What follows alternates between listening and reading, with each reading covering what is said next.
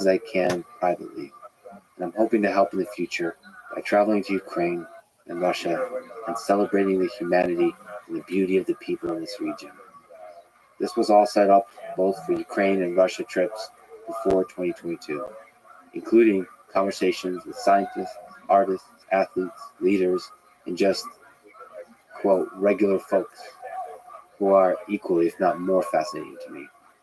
For now, it has become much more difficult, but I'll keep trying to find a way. Is he coming back? I was born in the Soviet Union. My roots are both Ukrainian and Russian. And today, and until the day I die, Excellent. Perfect. I've got a couple more devices myself that I have to reset. Please stay here. I want to talk to you about William Montgomery's consistency and being sexy as fuck. Beings that make up these nations and humanity as a whole. We're all one in this together. In the world, baby. That's how I feel about the people of these nations. Let me speak about those. I will say this. Even before I did this, I mean, it's a point of pride. I'm extremely consistent with attending classes, with attending synagogue, paid in human with attending work. Like, I go years without missing because I just like to be very. It's excellent. He's back. Send him that link. And I condemn many of the military interventions by the superpowers of the world, including by my country, the country I love, the United States, that after World War II has intervened in over 40 nations, with many studies finding that the United States is culpable for an unfathomable number of civilian deaths. I condemn all heads of state who needlessly wage wars, watching young men and women burn in the fires they started. I don't understand how humans can be so cruel to each other. Or rather, I understand, but I believe in a future world where this is no longer true. Let me also say a few words of what I hope to do with this podcast. I want to explore the full complexity and beauty of human nature. I believe each of us are capable of good and evil, and I want to understand how the mind and the circumstance lead one to choose the former path or the latter. And I believe conversation is one of the best ways to work toward this understanding. For that, I think I have to not only talk to the most inspiring humans in the world, but also to the most controversial. I will speak with many people who I disagree with. Politicians, activists, CEOs, heads of state, very different opinions of the world. I will try hard to challenge their without closing my mind to the depth and complexity of their perspective and their humanity. My presence in the same room with wildly different people will make it easy for the media and the internet to pick and choose clips and snapshots, attacking me for being a shill for one side or the other. I can't defend this point, except to say that I'm a shill for no one. That I hope you see the strength in my integrity, that I won't be influenced by any of them, no matter how rich, powerful, or charismatic they are. Like the poem Myth by Rudyard Kipling says, if you can talk with crowds and keep your virtue, or walk with kings, or lose the common touch, if foes no loving friends can hurt you, all men count with you, but none too much. This is a really, really important thing to me that I try to live by, that all human beings count with me the same. People have criticized me for wanting to have some of these conversations, like with Vladimir Putin and Volodymyr Zelensky, and for times in the past speaking about them, the seriousness the topic deserves. With this, I would sincerely like to apologize. I'm disappointed, even ashamed of my frequent ineloquence on these topics. I will work hard to do better. When I'm joking, it should be clear that it's a joke, and hopefully actually funny. When I'm being serious, I should speak with care and rigor. I've now done many hundreds of hours of podcast conversation. Despite my frequent failures in speaking, I hope you know where my heart is. Unfortunately, I think people will take clips of me and use them to attack me. This will happen more and more. I guess there's nothing I can do but send them my love. In the meantime, try to be a better person and a better interviewer. Let me also say that I like humor, especially dark humor. I like being silly and not taking myself seriously. I will keep taking risks with that. all with the goal of having fun and celebrating humanity at its most absurd and most beautiful. I will occasionally dress up in strange and weird outfits to celebrate the absurdity of life. I will hang out, break bread, and joke with all kinds of people. I don't have to agree with them to laugh with them in order to escape for a brief moment the tension, the conflict, the hatred in the world. Humor just might save this little chaotic little civilization of ours. I love the Ukrainian people. I love the Russian people. And of course, I love my fellow Americans, Californians and Midwesterners, New Yorkers and Texans. I love life.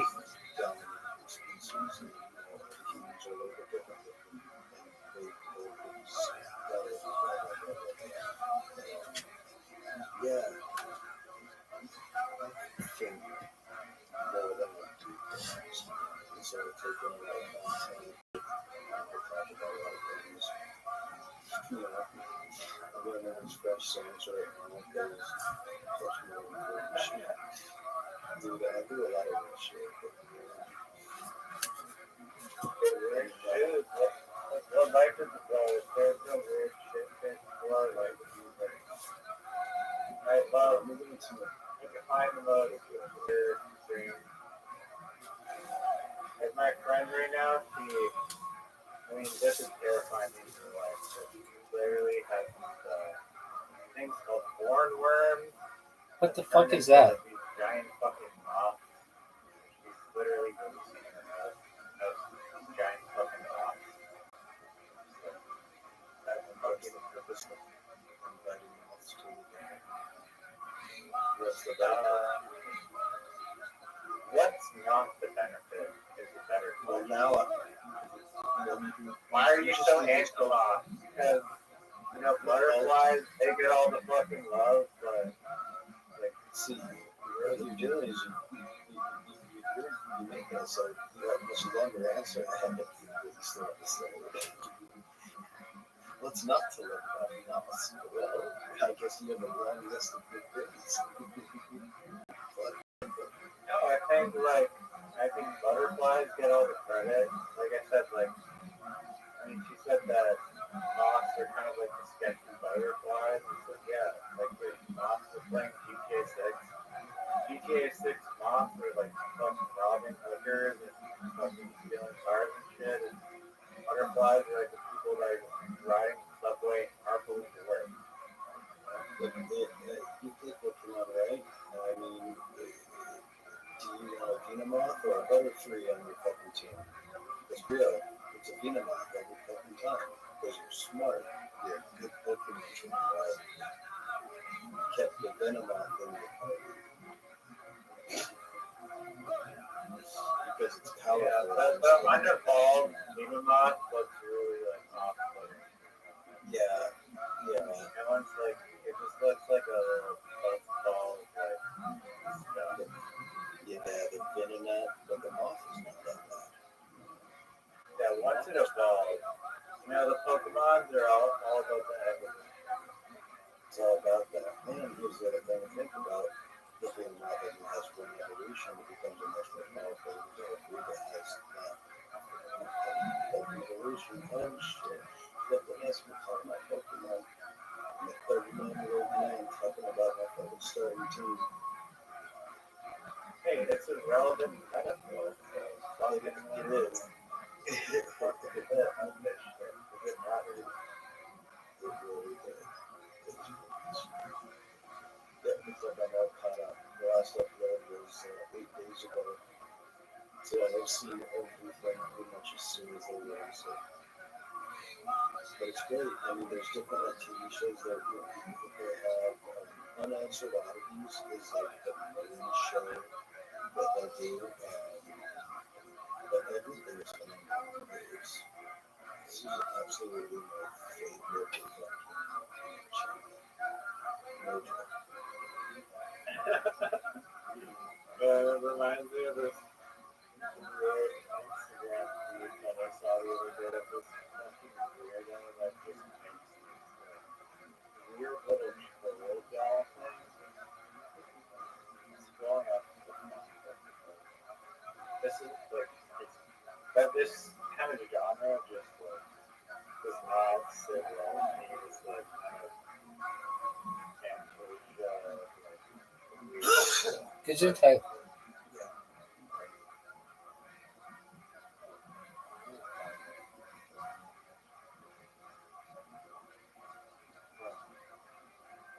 he matched it up with this beautiful song from Diego. The Jet Set Radio. Shit, this was that.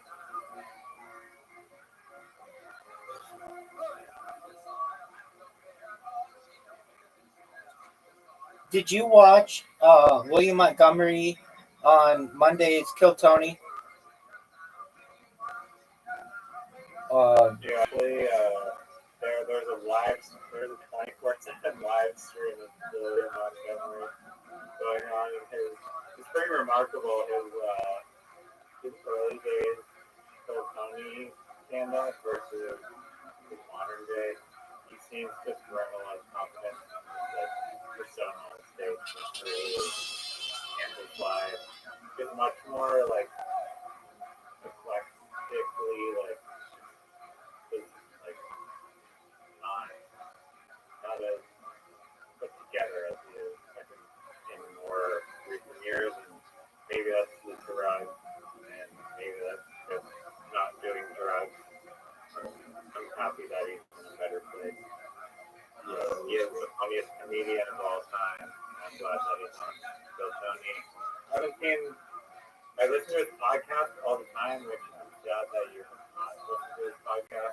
Yeah, isn't that Sometimes interesting? if you're watching bullshit like this Lex fucking Friedman shit. His shit is interesting as fuck, man. Yeah, I know, but still, not William Montgomery. There's something off-putting about Lex Friedman to me. I can't put my finger on it. He's socially awkward, it seems. It's not just that. It's like he's an industry plant. I feel like he's only here to try to make us feel stupid for not allowing AI to become our overlords. And I'm pretty sure he just wants to convince everyone to invest in AI so that we can all kill ourselves in the long run. I get this weird vibe when I look at him. I don't know. Yeah, I mean, Maybe he has autism, and because he seems socially awkward, I can't get a read on him. no, he doesn't. He doesn't. He's just intelligent. I mean, I don't want to. I think there are a few things. One, English isn't his first language, so he's having to translate everything in his head. Two, He's Armenian as well. I've known so many Armenian people. Oh, I'm sorry. he's actually Tajikistani. Well, he was born in Tajikistan. Yeah, in Tajikistan. He may be Armenian. He's all kinds of stuff, but he was born in Tajikistan. 3 minutes ago, I would have 100.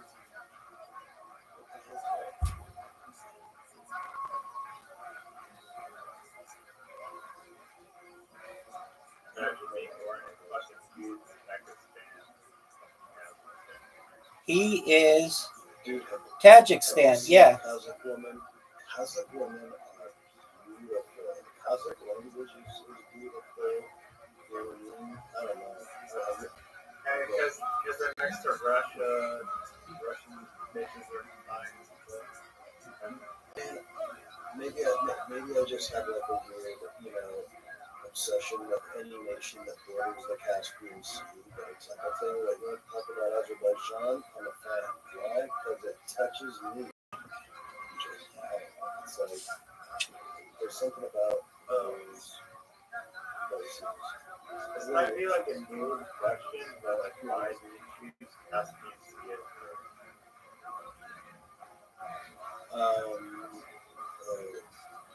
All right, well, now you have to tell me what how it is afterwards.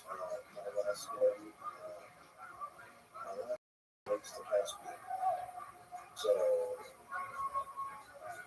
there you go. My last name means Caspian. So, yeah. He named it after me. Fuck him. Well, I also am a big fan of avant-garde humor.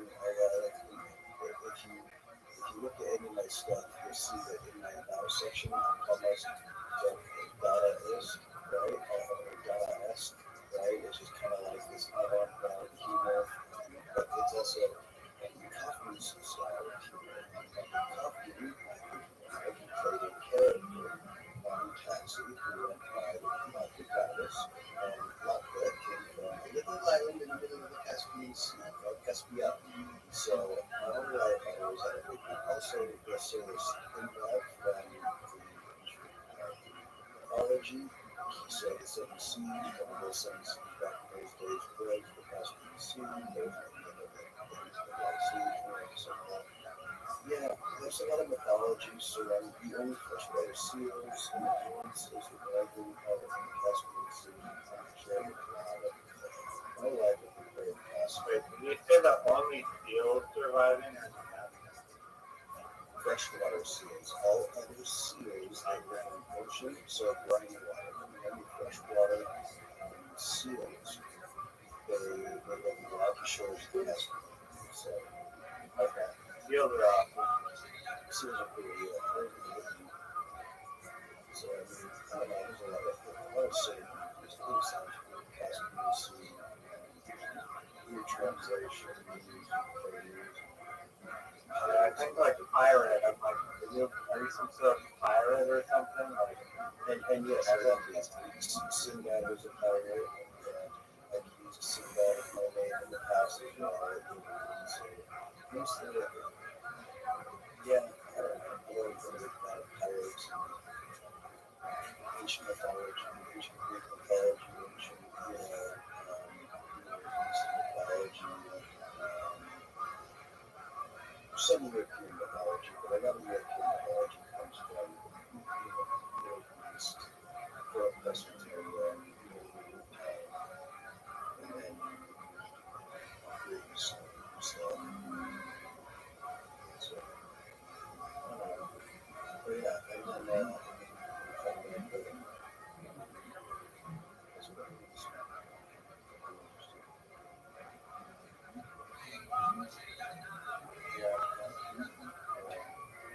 specifically, my last one is the Caspian Tiger.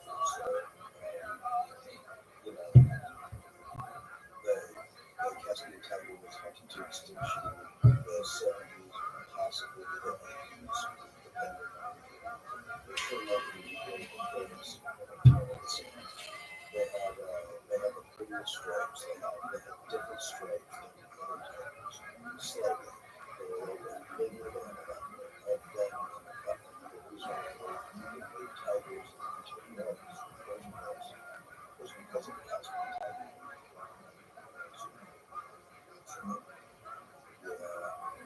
It's basically like a coat of arms that with the Caspian.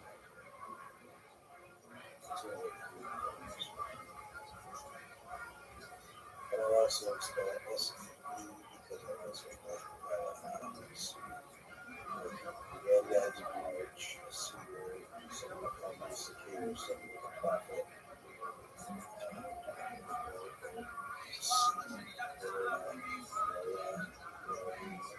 all sorts of different things. Typical tour every year, but I used to just take a bunch of like ancient Sumerian gods and stuff, and it would be like Enki cool, right? Do stuff like, mix up some Sumerian Enki, mythology, have cool looking at you, king and cool and Sumerian in the world, so God of waters in the world. I used to like Hebrew Jews, I just some people cut me a little bit.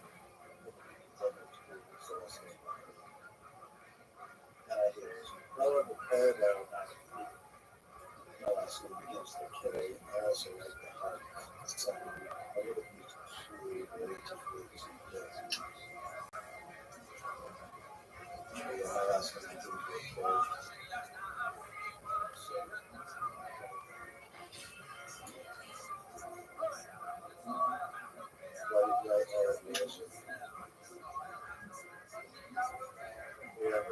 series, Death Note, Pumpkin Netflix. Okay, a little bit better. Then I had a feeling that you would be Detective Comics. Absolutely, my favorite character. I laugh because I don't sit in the same pasture and I've read half of the gardens, so I sit in there and really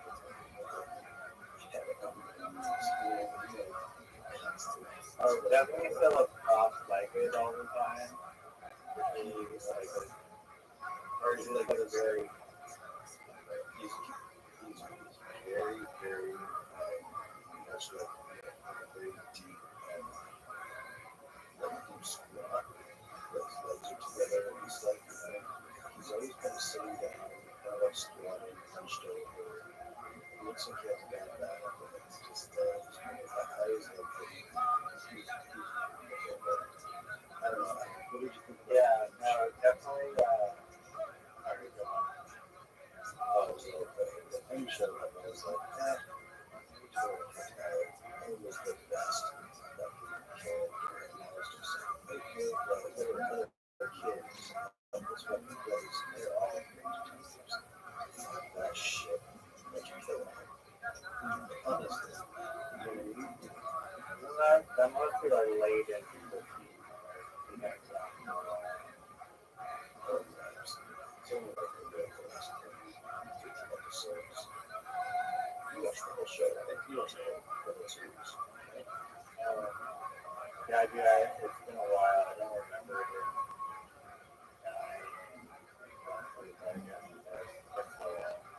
Yeah, I've watched it many times. It's one of my favorite animated shows. That's what I have not. What about Rising? Before you on the riser, the L character, I just love his overall his energy. I don't know, like the way he went about things, like kind of very like analytical and using deductive reasoning, of course, but it's like what kind of schizo, but like comfortable in his own schizoness he was. It's like he doesn't get sparks, like he may appear like strange or whatever. He's so good with himself. Right. So everyone else is going to feel happy because I'm like this, then that's their fault. I'm going to fucking do the detective. That's what I do. So you're going to have to put that in the way because you know you want people to do their job. Right? But if I'm out and I do my candy, then it's not great. Yeah, and he's also just like extremely intelligent. They'll treat you nice. You know what I mean? Super curious. I love that. I really did like that. Yeah, and it reminded me of a lot of kind of. I mean, you've done LSD a lot, but to me, LSD just like changes your reality entirely, and then that character is very much symbolizes that entire fucking love with LSD. Super like hyper awareness, but like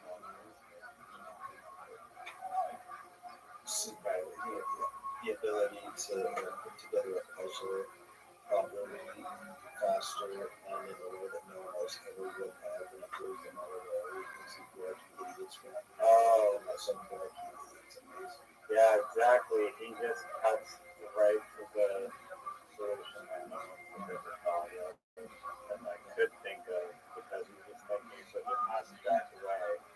It's on a different dimension. He just unlocked the key.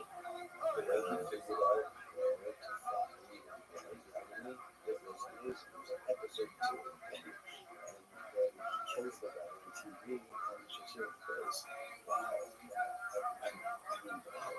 wow, you really killed the guy. I mean, I thought it would be impossible for you just kill someone because you saw their face, but well, I guess I should tell you that's not really me. That's like I'm out, and I'm not sure my face because then I think you're killing me. I think I looked at the other person's face, and I already showed this in Osaka, Japan, so I know where you're at.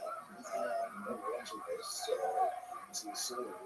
Wow, this was crazy. This was wild. Okay, killer, I'll see you soon. And stuff like Yeah, it was. I mean, mind What amazing piece of television. Yeah, literally, it's an iconic piece of fucking television. truly, seriously.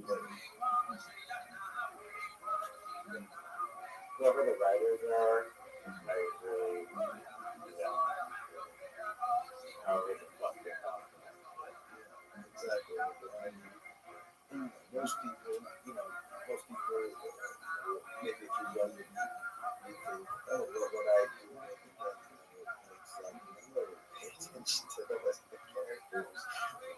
The character development, like they felt like real people.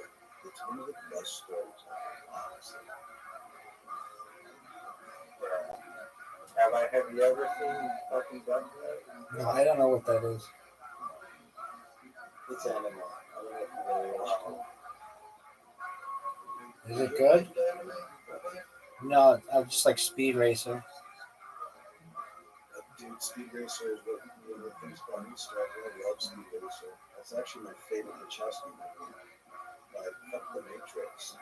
Fuck the Matrix. When they go live action Speed Racer, that is the most visually stunning movie. Like, when that came out, it was the best movie that I ever watched. It was like an awesome trip. Have you seen the fucking Speed Racer movie? No. Live action, I haven't either.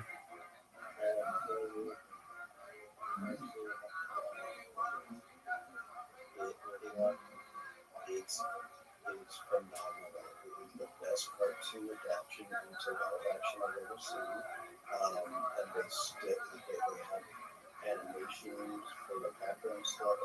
I don't know how to explain it. It is so visually appealing. It is like psychedelics, but without psychedelics.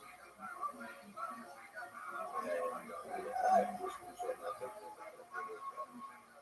I think that HBO Max right now. It is the best movie. Is it like, maybe you've seen Ghost in the Shell? I imagine that you guys do. Yeah, it's like Ghost in the Shell. You like that? Ghost in the Shell is like, it's like more adult, not adult. It's when I say adult, it's not sexual.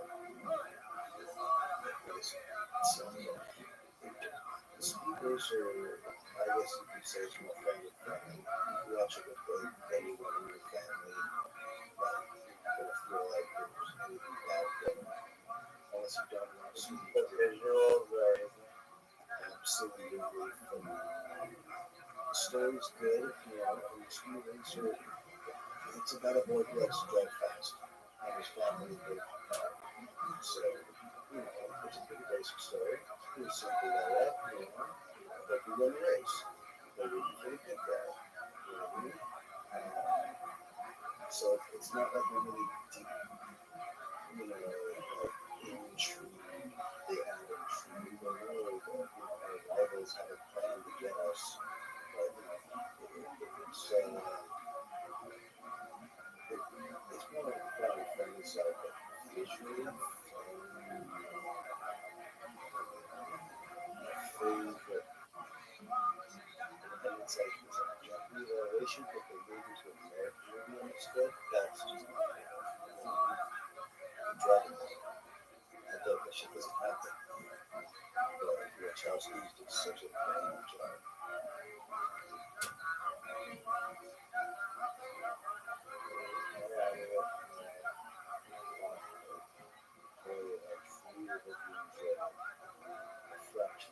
Ghost in the Shell is really sick. I love it.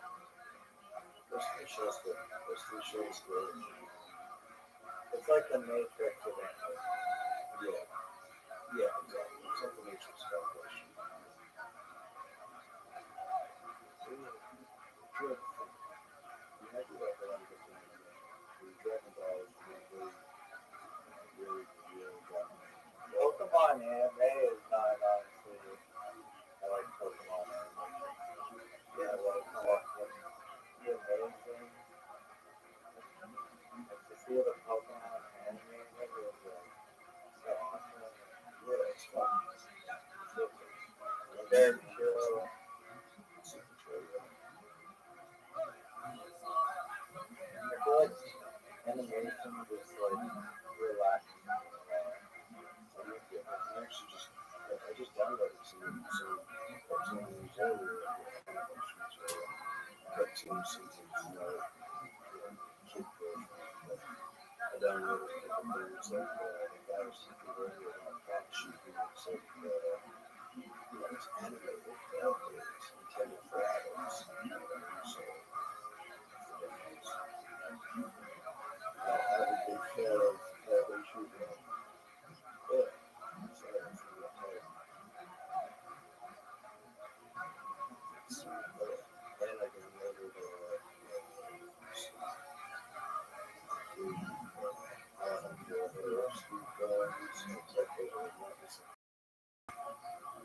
Well, Black Sheep did Spider-Man.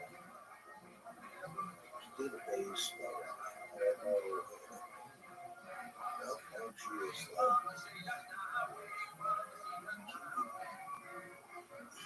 he was always very fascinated with counterculture and everything, and so he had that rebel attitude where people felt very comfortable to fire him for the project he'd be working on, so sometimes he didn't get to finish all that stuff he started. Like he did a little bit of news animated movie, but they didn't get him to do the other half. They sold the contract to a company that did the Harvard finish it, so they didn't even let him make the first notable movies. He loved it. He really liked Peter Jackson. He thinks Peter Jackson is a great two-movie. Two movies that encapsulate all three of those. They let him do one movie, which was 1.5 books, and then they let someone else do the other.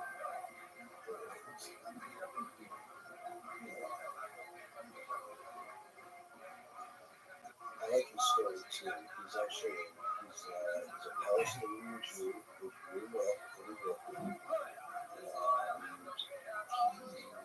Has dealt with a life that comes through, he always felt like an outsider no matter what community he was in. He grew up in the Bronx in the 60s and 70s, so he was there for like that hippie revolution.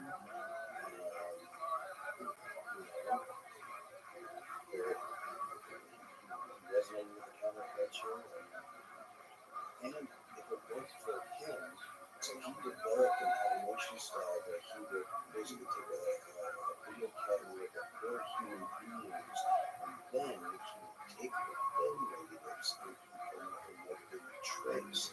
They would trace and make animation so that it would completely. His animation, it moves like people because he traced film. Do you know what I mean? Like, I don't know how to put it. He came up with this way to, how do you want to draw people? Should you make them look like cartoons? Let's draw them in the exact shape, proportion, scale that humans would be. So let's just grab humans and trace that and animate it. So it's like that didn't double work. He just made film and then draw on top of it. So it can animate. But then he does these great negative space things with it. It's really hard to. His animation style is something special. A lot of other people that are producing their own, but he really perfected that particular.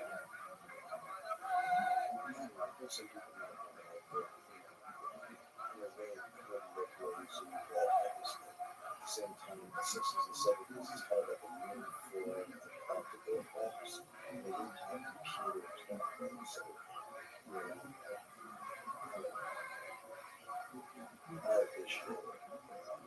the old style of animation, there would be like drawing on physical pieces of paper, and they would be basically alternating. Like there'd be like kind of a start frame, a mid frame, and frame was an animation, and they're literally physically flipping papers to kind of gauge like between start, middle, and then frame of like a little tiny like one to like 2 second like sequence or whatever, like where to draw like fill in the middle part of it. And now it's just a different process with digital doing this. It was so much more arduous back then just to But imagine editing. but If you they have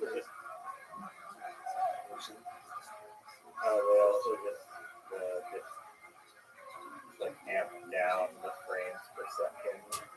You couldn't make it like 60 frames per second unless you wanted to like that's exactly what I was gonna say. Imagine trying to make draw TV was still like 60 frames. They were doing like 20 frames a second. That's what animation was.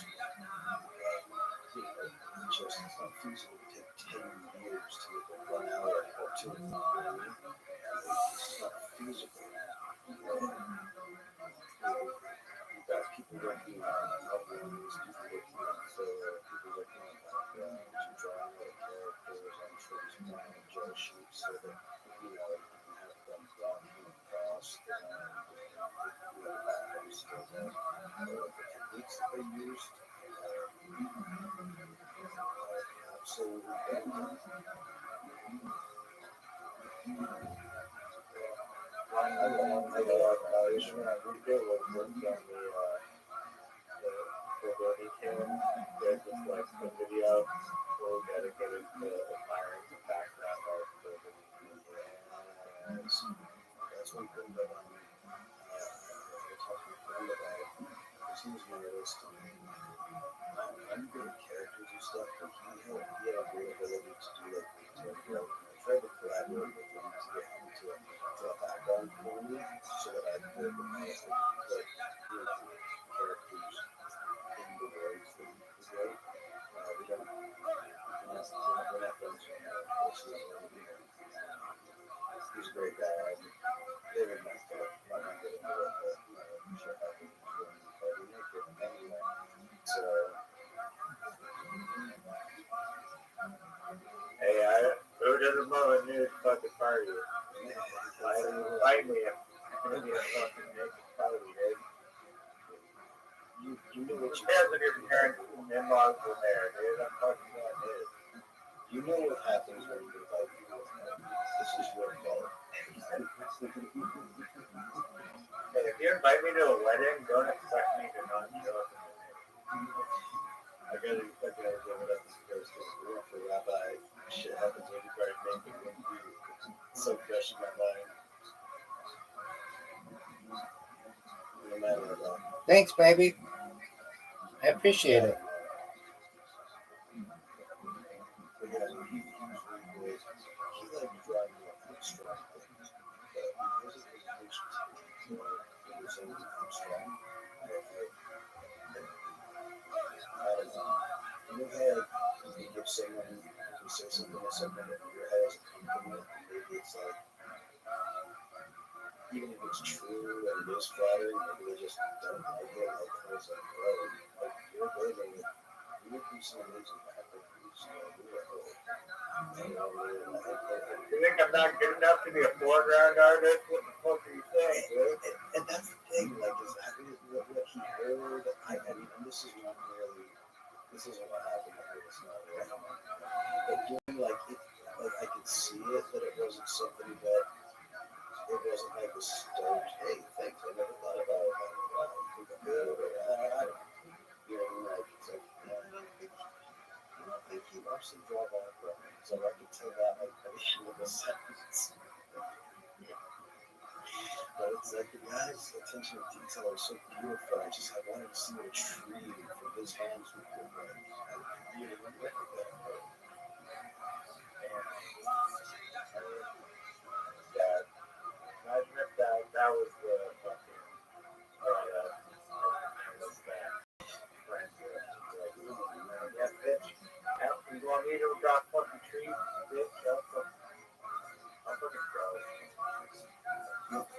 to draw a tree? How about I tie a noose and hang you from one, motherfucker? I mean, Or an alleyway crackhead for like the moment. if that were the situation, I probably would still think highly of him, but I don't think a day will ever come when I don't think or speak highly of that man. And yeah, if it would have been something like that, maybe my opinion would be different, but he's a good guy. I heard the immigration for Gyro fingers. Hey, who knows, you know? It could have been the thing. Could have been the thing. So, okay. One of the other reasons why we kind of stopped working on something, we were slightly working on a cartoon that we were going to put onto YouTube, but we were trying to figure out how to do it because I had this idea that it would be really funny if there was like a kids show, but again, stop myself and say, the thing I didn't like about this is I wasn't trying to, I didn't want to like make content for kids. I didn't want to like try to interact with children or anything. So that was kind of like the like how I wanted to accomplish this is what I wanted to do was make like a cartoon kind of like Sesame Street, but instead of actually educating kids, I wanted it to be again avant-garde, Dada-esque, and it was going to be teaching kids.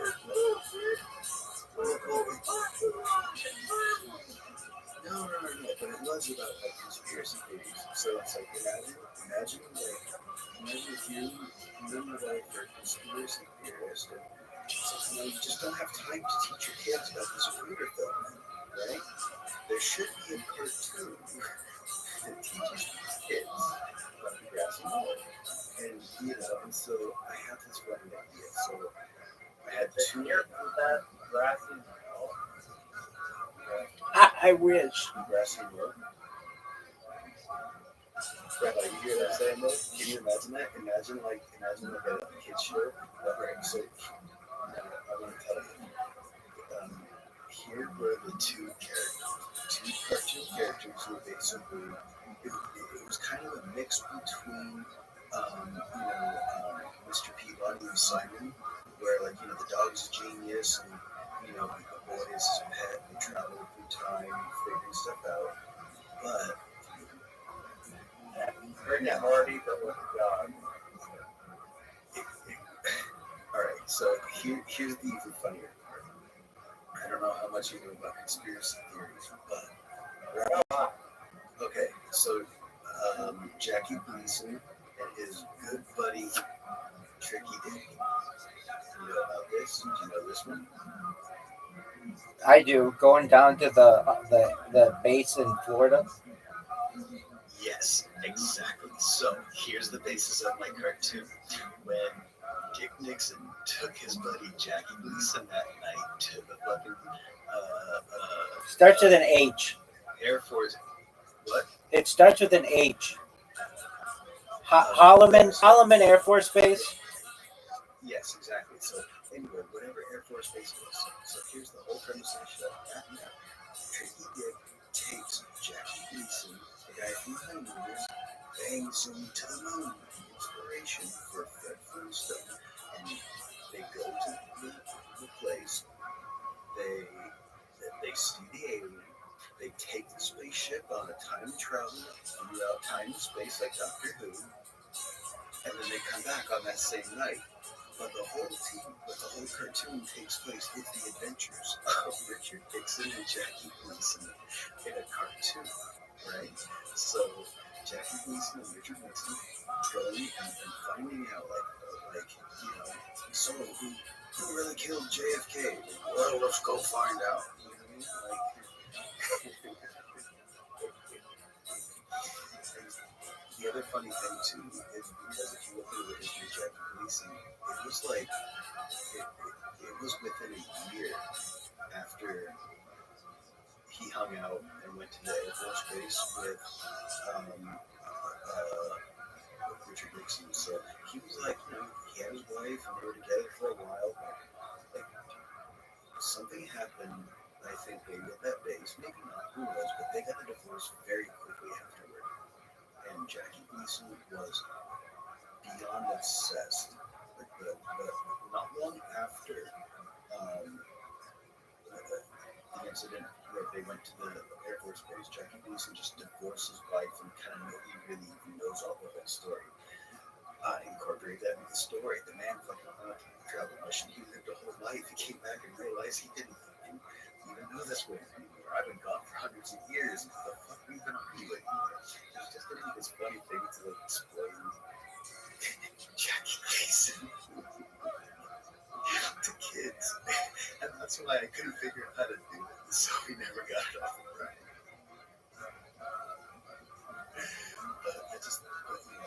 Imagine me sitting there trying to draw, a cartoon version of Dick Nixon that doesn't look like Futurama, and then I'm trying to explain to my friend. Basically, I only have to do Fred Flintstone because he's Jackie Gleason, but it can't be Fred Flintstone. It has to be a little different. So like constant reiterations. To me, it's still a funny project, but it's like way too convoluted. Exactly. It's like I'm trying to red pill people, and it's only for an audience of, but it's not really for kids. You know what I mean? Like it was Jackie Gleason and Richard Nixon. I was gonna have them, they were gonna have fucking whiskey in their hand. There's gonna be bourbon in their hand every fucking scene. Scotch rocks or something. They were always gonna be drinking, but I'm not talking about it. Because these guys. The funniest, it's like, this like subconscious humor when you stage an animation show as a kid show. That was what it is. And it's fucking like really absurd. Yes. I think that then just like this additional layer of just like, oh, this is like meant for kids. Just makes it so much fucking funnier. Exactly. If you do that with the show that I came up with this year, like the Unity Surfer Puppies. Dog, that could be really big, dude. Dog, that could be really big. I just sat down, I looked up at the ceiling, and I realized that Al just came up with a winning fucking name. Oh yeah, no, trust me, the Unity Surfer Puppies does, but it's like a really like retarded animation show that's like all these extremely bizarre fucking plots. Exactly. Yeah, I love that. Have you ever watched Adventure Time? I have, and that was a really beautiful show while you're fucking stoned on there. I absolutely agree with you on that. It's like if you're not on marijuana, then you don't deserve to fucking watch that show. It's literally designed. And one episode that they stopped showing, I'll tell you the episode I thought it was going to be some type of kid show. But then, there is magical world and he's trying to impress Prince of Bubblegum at the science fair. So he goes to Choose News, and Choose News gives him the glasses. And he's like, here, it all beats glasses. And you'll beat it small. And so he puts on the glasses. And the glasses magically make you smell. And he has like this branch. He goes, I understand. Everything that's big in the universe is a giant version of that, which is small, and everything that's smaller is a reflection of that, which is bigger. And everything in the world's connected in a way with this, and there's dimethyltryptamine in my brain that's allowing me to perceive the world around me. And I said, am I watching a cartoon show? And the main character just said dimethyltryptamine. And I rewound it, and sure as shit, he talks about DMT. And I said, this is not exactly a kid's show, is it? Let me give this another look. And then it broke my heart because I realized that Ice Cube is not a bad guy. He's a full fucking savage. Or Simon. I love it, man. Bro, yeah, exactly. I'm looking at it right now. I'm looking at the photo, yeah. Yes, I do. So,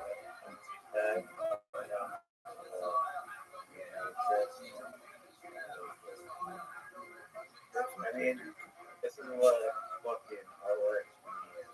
It's just a amalgamation of just insane color condensed into this fucking like little isotope of the fucking thing, and then it just releases this fucking hit of dopamine in your brain from just looking at it because there's so much potency in it. And that's what there's a lot of good. So I look at this and I think to myself, Riser is probably a fan of people. oh, people crap. Crap, okay, maybe not. No. People. Do you mean like people, the Under artist? Yeah, but he did other stuff before. But like with like the color and saturation, it's not the same or anything because he augments things in different ways. But for some reason it popped in my mind like it reminds me of some things. Maybe it wasn't people, but I could have swore it was people that I was thinking of. Yeah, I mean, people have their own style for sure. There's two more that I made in this little series, and they're just kind of these, just a lot of color to absorb in your brain. People is not colorful, but there's kind of culturally relevant, really dominates into it.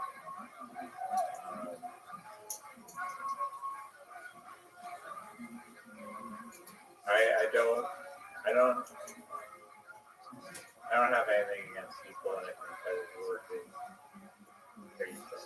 But for me, it's just like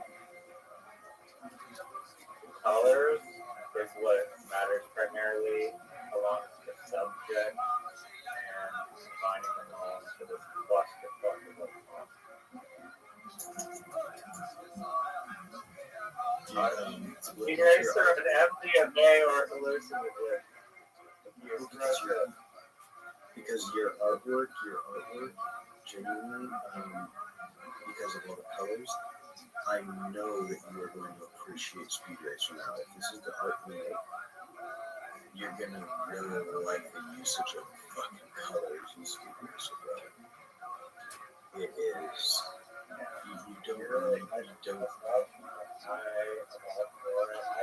No, it's really like difficult to find. I'm not trying to shoot my own hands, but like something as concentrated as this. Like, I know exactly what you mean. Yeah. really, really dense. dense. It's read my mind. Dense.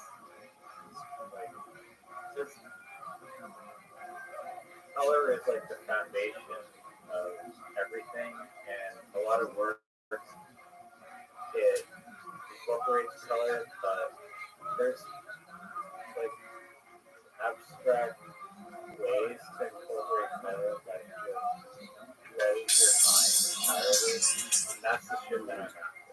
So like, a lot of people aren't trying to encapsulate that, and I'm on that fucking happy Kennedy makes it with this fucking shit chaos. I'm trying to bring out all that fucking like underlying color. No, it should make you feel so nice. I agree with you. Yeah. And this is just a shitty fucking little whatever the fuck Frida program that he's just taking a bunch of fucking Pokemon and Jays and fucking shoving together with some stupid Hello Kitty cup. But when you step back, they'll become great at work. So it's like that when you blur your eyes and you feel It's something yeah. that knows. I'm a big fan of color. I've had a lot of friends who I really personally, I don't like calling people color blind, even though that is what I guess that they're considered. But like my friend who was the artist I was trying to get, he was colorblind, and he was an amazing artist who had a great usage of colors. Vincent Van Gogh was another one. I have some friends who are identical twins. They're rare for, it's very rare for women to have colorblindness for some reason. It's lower occurrence than men, but they're identical twins. They're both colorblind. They're both two different kinds of colorblind. So imagine you have an identical twin. Everybody who looks at you and your twin thinks that you look exactly the same, but when you and your twin look out on the world, you do not perceive the same colors. So they look the same to others, but they don't see that they're the same. You know what I mean? So now one of them was a partner in films in Hollywood, and the other one was a hairstylist who specializes in color correction. So when it comes to her and the last agents are correct in hair color and so. But when they go to me about they're colorblind. I don't know what term this is. People I know who have a different configuration of rods and cones in their eyes. That's what they call them colorblind.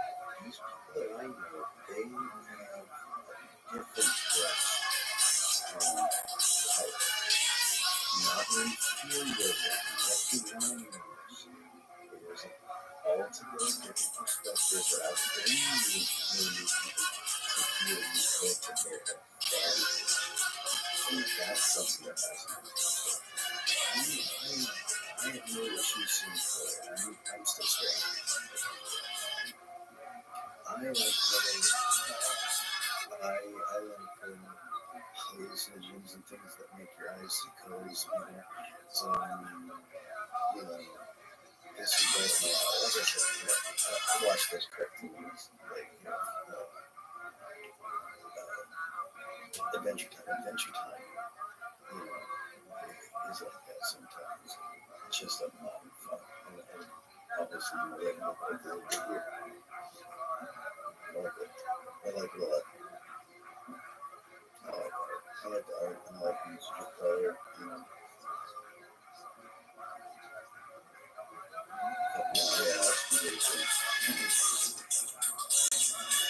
Definitely gonna have to get that one up.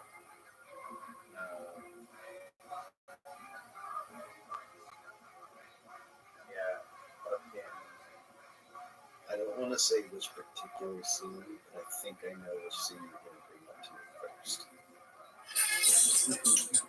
I feel like I maybe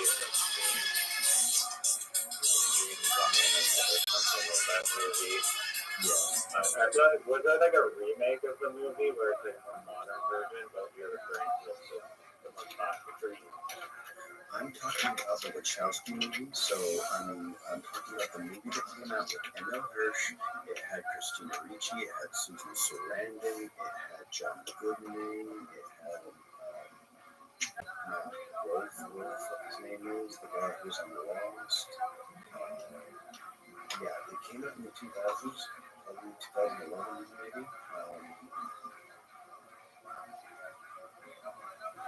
There was a remake, if I remember. There was a remake cartoon show, but the only movie that was made by the Wachowskis is the one I'm talking about. Please watch the cartoon. It's a phenomenal cartoon. But as far as like the visual appeal of the movie, that's what I watched it last because it was really good. Wachowski is such a fun last name. How do you resonate with this seriously? Chest. Well, I mean, let's be honest. The Polish people have always had a problem with people not taking them seriously, and you don't need to have it here. Sorry, it's not funny. It's just all the other names for you to pick up. Have you ever been to Poland? No, no. I mean, I know a lot of Polish people. But I listen just like everyone else to me, so I don't know. You know, but people make jokes and people always say like, talk about Polish people. So, I'll tell you what, though, we have better hot dogs in Germany. Polish dogs, it's what's up. But in terms, You been to Europe though? no, not me. Really? No way. I'm a sheltered motherfucker. I've been all over America, but yeah, dude. You never been to Scandinavia or Greece? No, I'm You never drank never Mountain Dew? No, dude. No, I've been to Mexico. That's it. Really? So you've never gone across?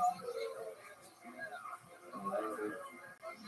Shit's fallen through a lot of times. I was supposed to go to Romania. I was supposed to go to a lot of times. So shit falls apart.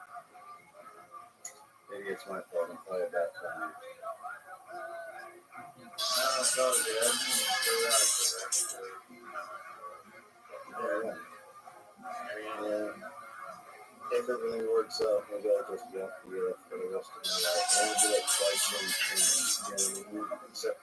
Except I'm not going to try to fix my problems when I get there. I'm just going to work. I'm just going to observe. I want to walk the earth like Bai Ching King Kung Fu, you know? That's the you're like excited. You're just gonna walk to the park road in fucking Florida. Just walk your way towards it. That's all I need to do, man. You know? Noah's Ark type shit. Just invoke God to see, you know? Has to stand up so no stuff to win. That's the dream right there. When I get some YouTube money, we're going to fucking. No rubber.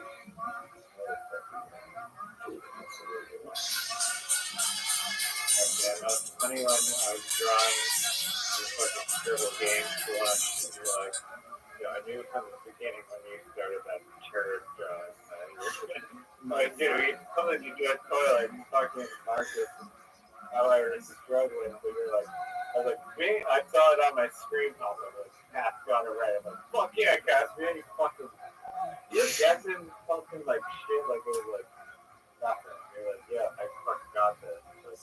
Whatever fucking grade prophecy took as like a fucking 5-year-old, it paid off. I'm a big fan of action, like I said. As soon as we started drawing that turd, what was the first thing I wrote?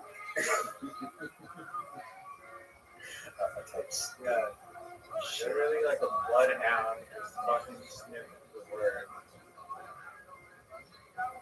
It's all over the script. I mean, flesh is not an obvious like another patient. did a great job. People are like grab up like a handle. How do you handle? I'm like, no man. It's what the handle does. Look a little deeper. It's not even that. That's the tough part. You have to That's the worst part of the strength. Like you want to give them the answer. You want to push one, you got to leave them no answer. You want to give it away. It's like here, this thing, but not this thing. It's like what they're supposed to do. Tell you.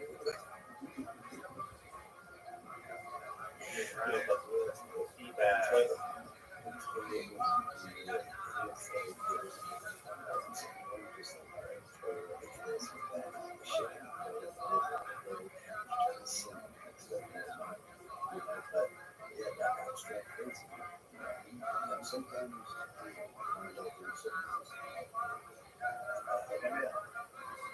also like the sequence of things. Like you see the turd, you see the toilet, now see the handle last, and then I'm pointing arrows and circling the handle. Like, okay, what does this handle have to do as an overall picture? Yeah, and then I was so mad. Fuck yeah.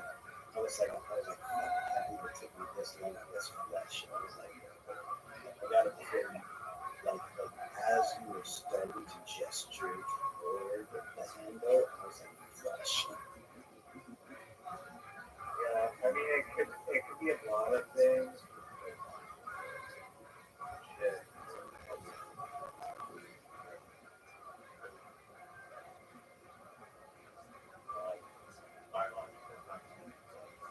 That made me legitimately sort of think this guy right now.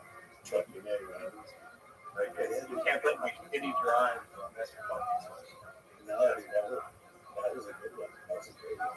And, I think we all have a piece of moment that's exactly what you draw. That is exactly right. That's the right drawing for the word. To be fair, we all also really that's what you fucking do for this. We all have at least 3 of that. Is that really what you were gonna fucking try to max up for this, you son of a bitch? We all have one of them, but when we nail it, we nail it. Grab out of the car, that was it. We were a sidewalk, I knew exactly what that was. What happened to you. Yeah, it's interesting how you're just given a word and then you're like, okay, you can present that word like, okay, what is the lowest common denominator and then I'm gonna like stand in a visual format. And it might not have to directly do with the word, but it's just like some connotation associated with that word that reads into it. Pretty funny. Yeah, I think the worst one was when it was like, we all have the word, but it was like parachute in, son of a bitch. Paragliding. That was me. I was like paragliding.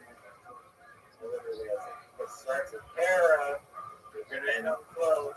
I was like, you're right on the money. Just change the And that's not your fault because that was a phenomenal. I knew it was a parachute, a paraglider right off the bat. Right off the bat, but I didn't know I had to put the in to make it not the item that it is, but again, the verb, the action of what happens when you're wearing one in the air. You're gliding. So it's like the past, present, the future tense of the words. So it's like, that I kind of, I was like, maybe that's the game's fault because it should only select like fucking adjective like paraglide or whatever. But it's kind of free reign. But I mean, in my mind, you guys, if you guess paraglide, you deserve. I think so, and we all did. We all got except that was a fun one. I think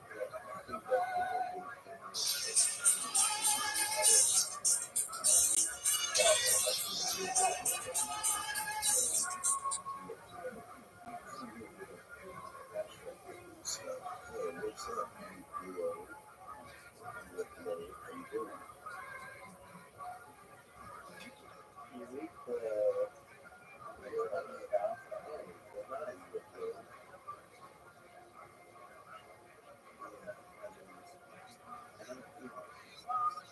Also, if you ever look into an interesting philosopher, he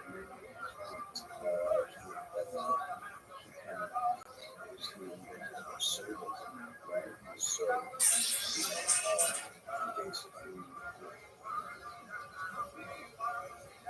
kind of assumes nihilism, whereas Nietzsche kind of hinged on it. He kept at it, stayed on nihilism, but before it came out of time, personalized is a type of person. So like you start to go into also how to look at that nihilism is a response to realize that the world around us is absurd, simple, what they do on this is absurd. Nothing is beautiful to be appreciated. Only when you accept that with nihilist understanding of the entire world. It's very interesting, but again, you have to study abstract absurdism is one of my favorite philosophies. So, I feel like if you were to like boil me down like a high-boiled egg, and like it's whatever like this one little response would be like, so that's how I feel about my world. None of this, even if you want to draw a connection to things, that doesn't necessarily mean that they're connected. It's like, and if you find connections, that doesn't necessarily mean that you can draw a benefit to your own life or experience from it. yeah, it's like just this greater belief of that, like everything kind of disconnected and then just this like blank slate that you can interpret whatever the fuck you want out of it. And I honestly, yeah, they are. But it feels comfortable. It feels like the most comfortable belief. Like even though it sounds because of like the way that whatever the language starts to be, that it sounds like it's kind of like a negative, like, evil thing, but it really feels freeing to me at least. And it's like I agree. There's no built-in association with any of this. No, the associations we have are learned from previous generations that taught us to think and interpret things the way they did. So ultimately, that makes a lot of things subjective and absurd. And how can you not smile if you realize the universe is simply absurd? It's beautiful that way, you know? It's that self-inherent justification for stopping slow analysis. You know, what would be like everything else is absurd. You know, I got movies too, but sadism absolutely bring it back to that. Yeah, these guys are cool, but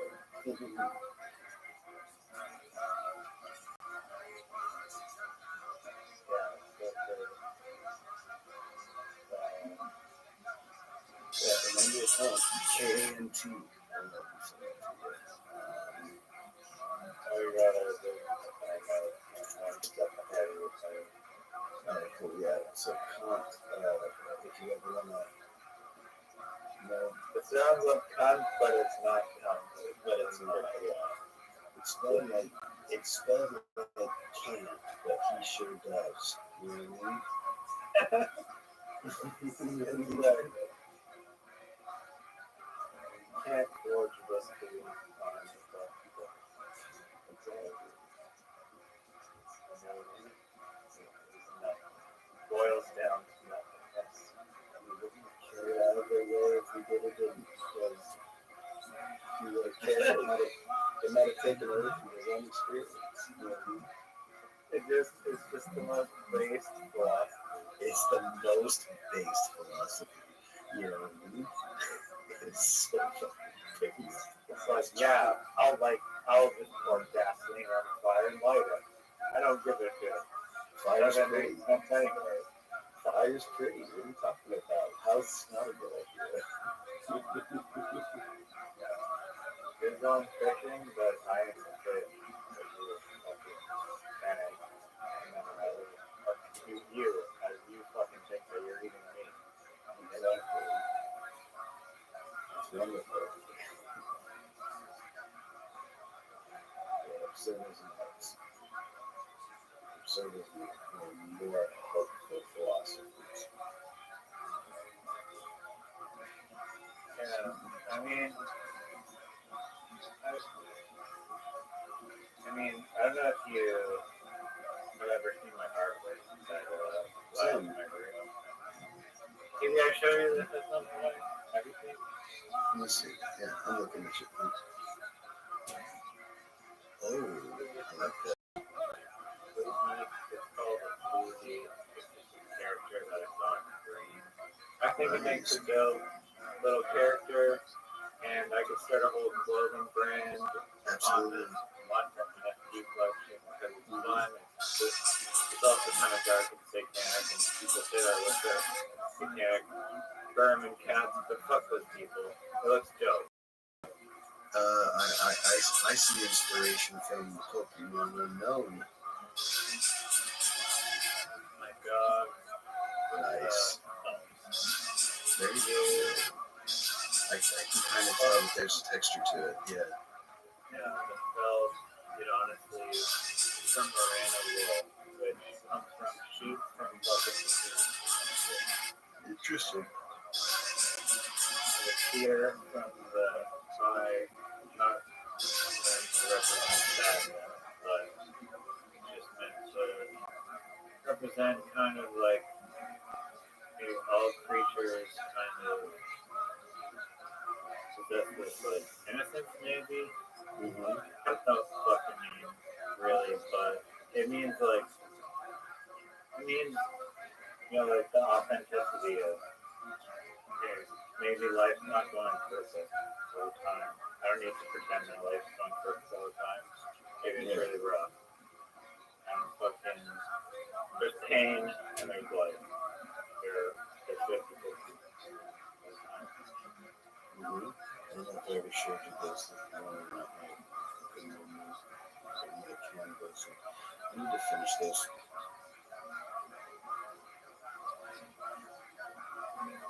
So I need to take a picture of the I'd use paint. That shit's hard, bro. I don't know. I People are like, yo, I don't care, it doesn't dry, but literally I use the alfresco method. I did this in like an hour and a half, 2 hours, and then I got frustrated and I scraped off the waterfall. You can see that I scraped the waterfall off the front, but I did this in just 2 hours. This is the first thing I ever painted. When I lived in Hawaii. Hawaii, then. Yeah. Like Hawaii. Yeah, I didn't have a picture. I just drove from London. I used to work up giving tours of the Macaulay Coast, so I really like the mountains, I really like the island, I like the idea of kind of like solitude, and the Golden Dawn, kind of like the Great Awakening, also kind of like reminiscent of Alistair Crowley's or the Temple Orientis, you know what I mean? The Golden Dawn, old esoteric, Hermetic Brotherhood, Magical Society, so there's a Golden Dawn, but it's also, I don't know, I think I like to appreciate solitude sometimes, and make my own, still waters. One thing that some people don't like about Hawaii is like, oh, but you're just on an island and surrounded by water, and it's like, yeah, everywhere you look, nothing but blue ocean meeting the sky. It's fucking gorgeous. I don't know why people get scared of that shit. It's like, they're like, well, what if a wave comes? It's like, then I'll die. Obviously, we all die. I'm not going to survive that. I just want to appreciate the beauty of it, Yeah, bro, we're at the wave, bro. Look fucking right up, man. Dude, everybody thought I was crazy, so when I lived in Hawaii in 2015, everybody thought that we were going to have like this gnarly tsunami, and they thought it was going to be like the worst snow in like 20 years. So it was like, oh, we have to go to high ground. Oh, but I don't have anywhere to go on high ground. So what am I going to do? And I was like, are you telling me that we all might die, even if we go to high ground, and everyone is just going to go to high ground and still die anyway, but they're going to freak out? And they're just like, well, what else are we going to do? I said, we can have a barbecue on the beach, and if it happens, we spend our last moments enjoying company and it's fucking meat and brews. I thought I was a fucking madman. I'm just like, you're the ones who are insane. You're the ones who are insane for wanting to be afraid and act like you're about to die. And I'm just like, it sounds like you're all pretty sure we're about to, so let's go have a beer. Why am I the crazy one? How am I the crazy one? Fucking home brew this kombucha and we're gonna fucking drink it on the fucking beach right now.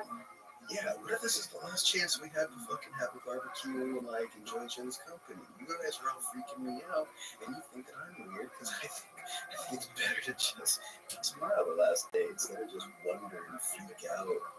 You know what I mean? That's where it comes in handy if we have like those like little 4 horsepower like the ripcord start with air drive motors, and then you just like rip one of those and just like, Oh yeah.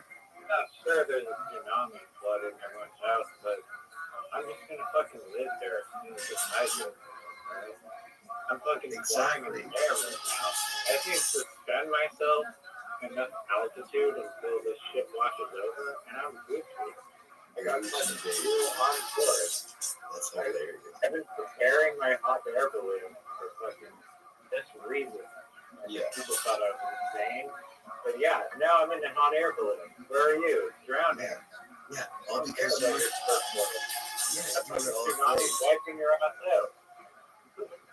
Dude, I'm telling you, like they were all fucking scared, and I was like, I'd rather not be scared. I'd rather just. So I had to just hang out like by myself, like in the house. You know what I mean? Like, so much storms. There's like internet getting knocked out. It's boring. So we could have been having beer, guys. You know what I mean? And we all live too, by the way. Obviously, here I am. So it's like all of their fucking bitching for nothing. We should have had a beer. We should. You see what I mean? Like, it doesn't matter which way you cut it. The right choice was for all of us to go have a fucking barbecue. That's what I'm really everyone enjoy the last moment of your life if you're so sure it's coming. You know what I mean? Like, smile at that shake hands and just maybe we could just things coming to us all one day.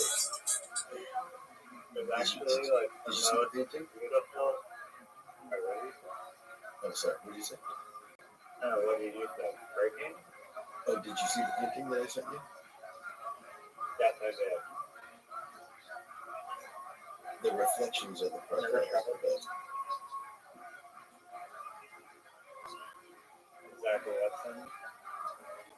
Bob. Yeah, What's his name? Bob Ross. Bob Ross. And this fucking person has a fucking alleyway by my house. This guy has a little hippie van and like camper van, like a Bob Ross painting, like skin painting, shit on like the side of it. Oh my god, it's BFC. Keep it mellow, bro. Like a Bob Ross is on the side of it. Dude, Bob Ross is how I learned how to paint, and like I watched Bob Ross for so many years, and like a few years ago I was still watching Bob Ross all the time, and then dude, that painting I showed you, that's the first thing I ever painted. I'm not even joking. I had never I was sitting there watching Bob Ross for years, and one day, and maybe it was during COVID, and I'm sitting there just hanging out, watching Bob Ross, and it dawned on me. I was like, oh no, I think I have a very bad idea in my head. I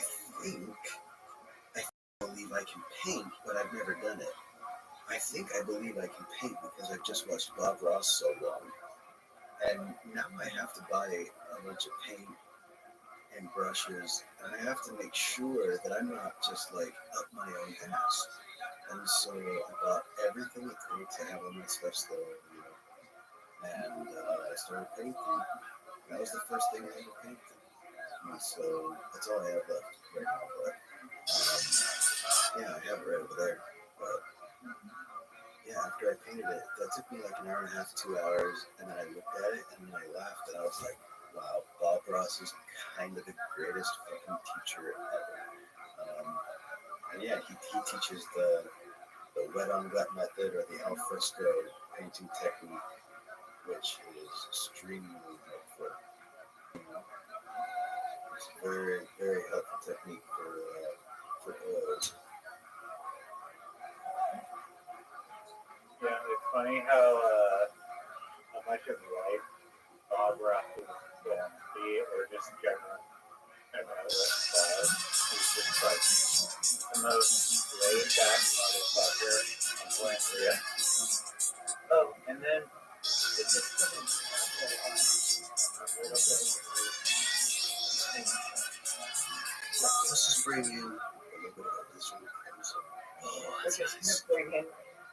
We just want to like intentions to bring a little blush of the trees, and that's just we're just gonna tackle on the fern. All right, time to be brave. We're gonna put a big old tree. Let's see, right about here. Let's put more in there. Every tree needs a friend, because everybody needs a friend, don't they? And just give the tree a little friend right here. Yeah. And he's like, oh, fuck the best in their toes. He's like, all right, now we just clean off the brush and then beat the devil right out of it. It's like impossible to be angry and mad and like watch Bob Ross work. It's like if there's an antipsychotic medicine, Yes. Ross video. Bob Ross is like watching Allium. It's like watching lithium. It's like a fucking Eric Will. Yes. Human Eric Will. I have just stared. I have just watched him paint for hours at a time. Just to chill out.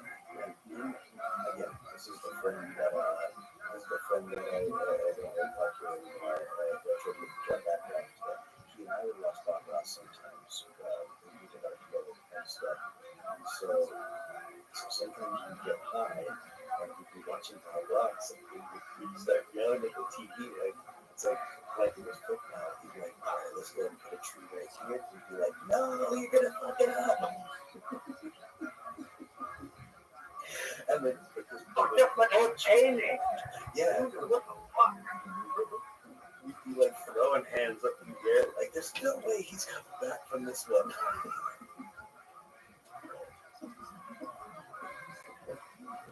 Dude, my fucking Tundra is fucked down because he's smoking water putting cypress in there. What the fuck is the cypress? There's snow on the tree. He made a snowy tree. It belongs to the Tundra now. So I'm not that bitch. He's so I knew there was a fucking Arctic Seagull hidden in there somewhere. Motherfucker. yeah, they're all the best ones. The best ones is like the show stars and it's like him playing with Peanut the squirrel. He's like, hey everybody, I'm Bob Ross. Oh, this is my friend Peanut the squirrel. Yeah, we rescued him. He was just really he's just so cute. I just love him. God, they're beautiful creatures. I just want to fucking be Bob Ross. I want to be Bob Ross. That guy's just love. Okay, he was like, if there's like a holy trinity of like music figures that make people good, the holy trinity of Bob Ross, Mr. Rogers, Jim fucking Henson. Those right there, those are the bastions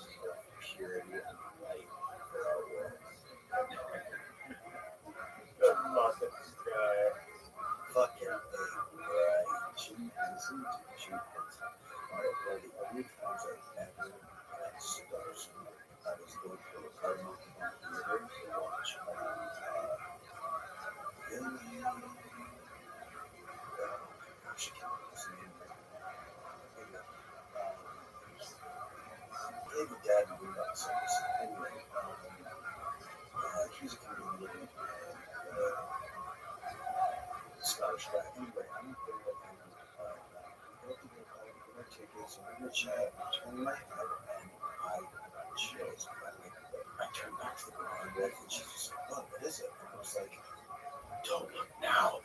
But I think right behind me, I think that's." And I'm like, I lived in Hollywood. I saw celebrities every fucking day to the border, to the border with that one. The only celebrity that ever made me starstruck. But none of them went to me. And I'm standing there, I turn around and I'm just like, okay, don't look, don't let everyone looking. I think that's Brian. I think that's Brian Henson. And she looks at me and she said this. She said, "Who the fuck is Brian Henson?" And the first thought through my head is, "You're not getting fucked." And then the second thought was, now I have to explain Brian Henson. And I said, that's Jim Henson's son. That man runs Jim Henson Creature Corporation. That's Kermit the Frog's motherfucking brother behind that. That man literally comes fucking blood guy. Exactly. I was like, you know what? Never mind. It's probably not him. No way that's him. And then I can't help myself. I keep looking over. The guy's 2 feet away from me. And then he says to the 2 feet, he's like, "Hang on a second. You got tickets." He walks over to the road call and he says, "Hey, I got 3 tickets under Brian Henson." And it was like electricity through my body. I was like, "It's him!" Period blood on a full moon. I'm telling you, I'm like full moon. It started fucking. I was ready to break. I wanted to have his muppets. Full fucking menstrual cycle.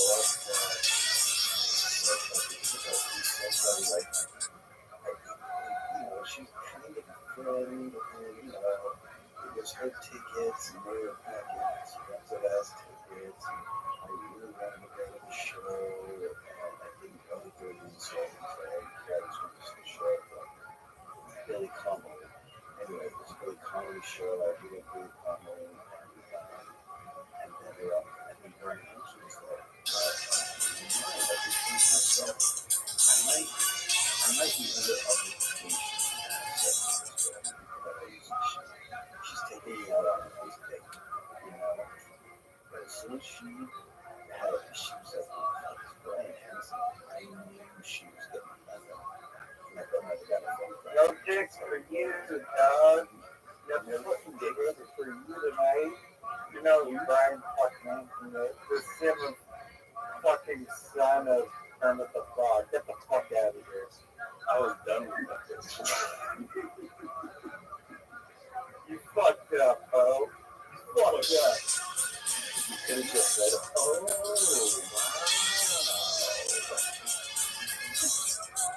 Instead, you lead me down this road of Oh, and then I got to meet Eric Idle from Icon that night, and she got drunk, and she asked Eric Idle, she's like, "Can we get a picture after the show?" And he was like, "Can we wait? Can we not do this right now? Can we wait till people leave here so that I don't." The man is in his 70s, maybe 80s. He's one of the original cast members of Icon. And he literally has more fucking goddamn more fucking.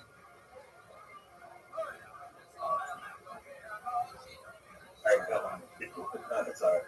Yeah, and so, so the girl she gets a little too drunk, and she's sitting there asking for a picture, and the look on his face is like, fuck, I was just trying to enjoy a show tonight.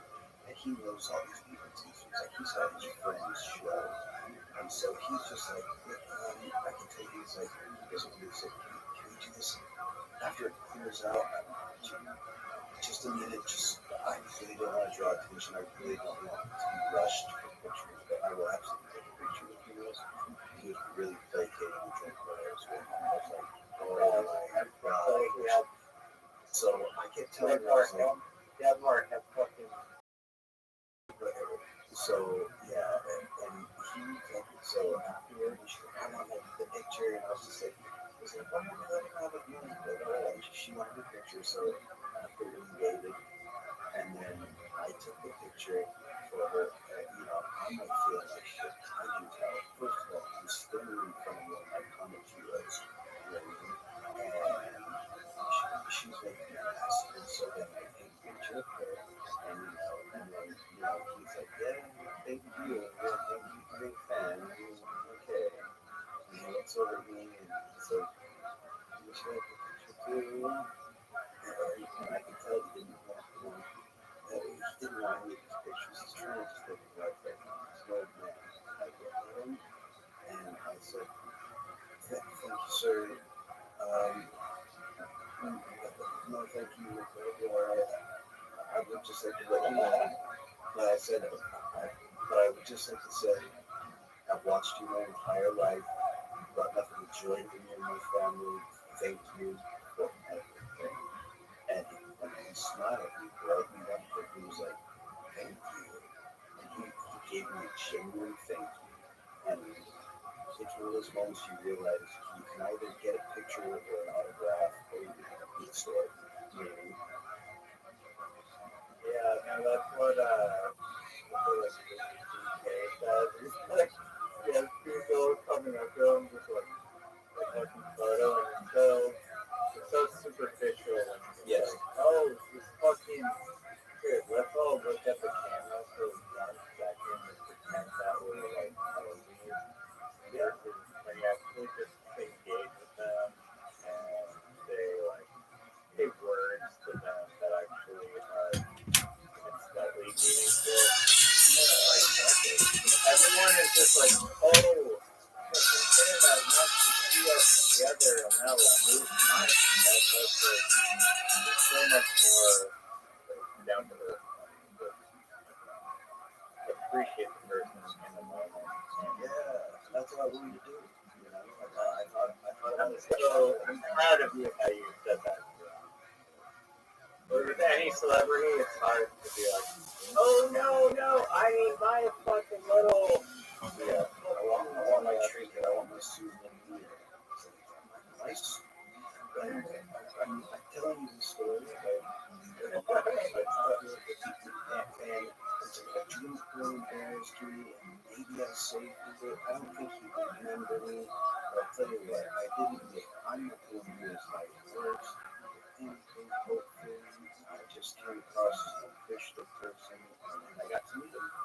And Yeah, maybe you say like, oh hey, like you just like repeat some funny line that he said during one obscure that he did, and then that triggers a memory in that scene, and then he fucking gets the giggles, and you get a genuine laugh instead of some phony fucking picture for some audience that doesn't really exist. yeah, I kind of learned that because of working in restaurants. I worked at, I've had a lot of different, much higher list celebrities than what I'm going to mention right now. But it doesn't matter because I'm just putting food in front of them. And one day I had there's an actor. His name is French Stewart. Right? Third Rock from the Sun. Third Rock from the Sun. Do you know what I'm talking about? Yeah. Yes. Rabbi does, yeah. So I met French Stewart, and he's the guy. He was always squinting, and he was always like. The character that he's known for from the show, Third Rock from the Sun, it kind of ruined his character because nobody took him seriously. And when he wanted to cast him for anything, so kind of sort of stuff afterwards. So at the end of the year, it was a fun kind of place where people don't treat royal staff like shit, And so after everything, he got up and as they were leaving, he came up to me and he made sure to walk past me and said, "Hey, thank you very much. You're a great service.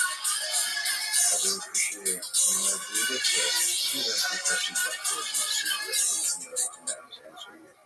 And I just said to him, I was like, oh, thank you very much. Pleasure, sir. I was like, and, if I could thank you because you were great with Stargate. And I was like, I did not bring up the show that he probably would hate. Because I'm a big fan of Stargate, and he's a and I told him that. I said, he just said, you were phenomenal as Kowalski in Stargate. Seriously, you were such an asshole. You did such a great job. You were such an ass. And he gets this, like, he looks shocked. And then he got this smile, and he's like, thank you. And he turned around to leave it this way. And he stopped back around and looked at me and nodded, like, yeah. And I was like, bro, you were such an ass in that movie. You did a great job. I hated you. And he loved me for saying. So I didn't want to tell him he was funny as that character is when making. And so, That's real awesome. yeah. It shows that you like cared about him enough to actually like some big roles.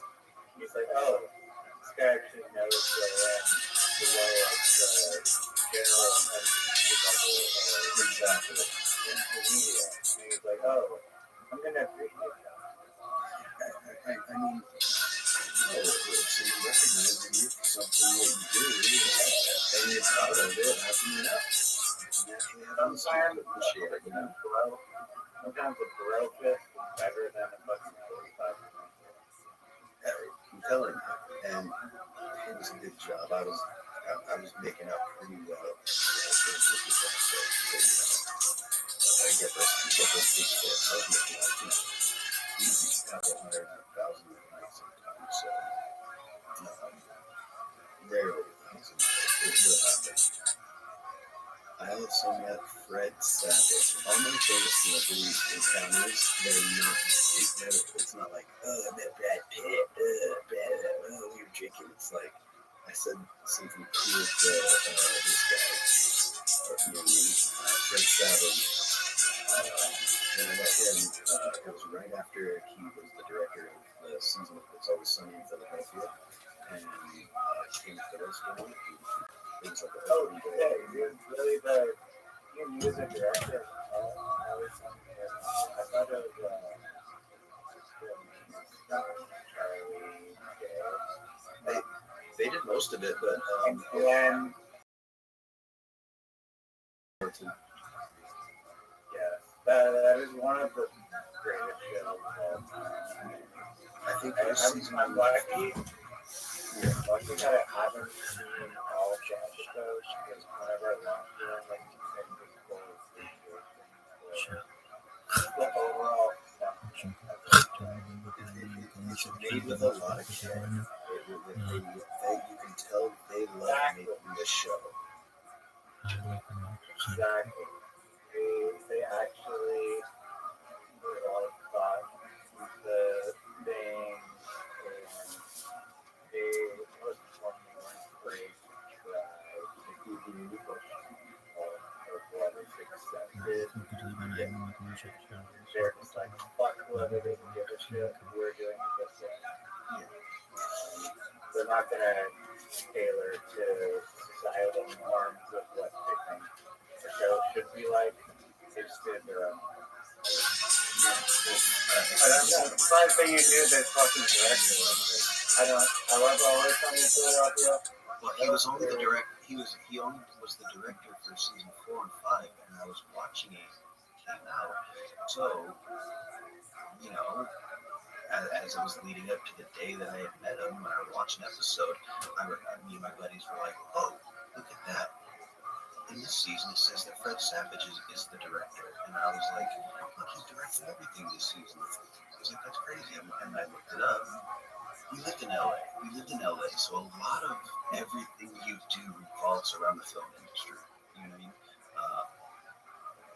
Even if you're not in the film industry, it's like, what's the point of living in LA if you're not a big fan of film? Sometimes you're probably gonna run. Oh, you were in Los Angeles, not Australia? I thought you were just always in Los Angeles. No. Let's see. Born in LA, was in Anaheim, lived in Vegas, moved back to LA, moved to Hawaii, moved to Texas, Florida for a couple of weeks too. I lived here in Vegas for about half of my life. So mostly in the California. Yeah, the Southwest of America, yeah. And then, I don't know, I guess 4 years altogether in Texas, a year in Hawaii. So, Have you met Rabbi or Rabbi in real life? no, we haven't. It's funny because I grew up in Anaheim, which is the 22 freeway away from getting to him. You know what I mean? So, where I lived, I would have taken on the freeway to get to his town. So, and my dad, I think, Rabbi, did you go to Cal State Fullerton like my dad? No. No? Sorry, I don't know why I thought you did. That's okay. Yeah, Rabbi, why wouldn't you live past me in there one fucking highway away? No, it's more than that. We didn't know each other back then. Yeah, it's 4 years in. I don't care. 4 years away. You should have. Okay. Hey guys, I've been working on this thing. I gotta get some sleep. I have a headache from being up too long. No worries, Take care, my friends. Happy New Year to you guys. Love you guys. Take care. It was an absolute. When we play a game and I don't know who won at the end of it because we're all pretty even. So that's the highest compliment I can pay you guys from a gaming standpoint. Yeah, fucking look out for Zeus, dude. Simon Killer. One thing that I want to show you guys before I'm gonna put the finishing touches on this, but I've been just drinking water because I know it's just because I haven't slept. I was up all last night and then up till tonight. Okay, so a lot of times, look, I need something to go viral. Okay, it's just as simple as that. And I'm in this Wall Street Bets Discord, and these guys, they're really into stocks and stuff. So I made this GIF that it's censored, but I'm gonna see how it works. So it's here it is. You've probably heard of it.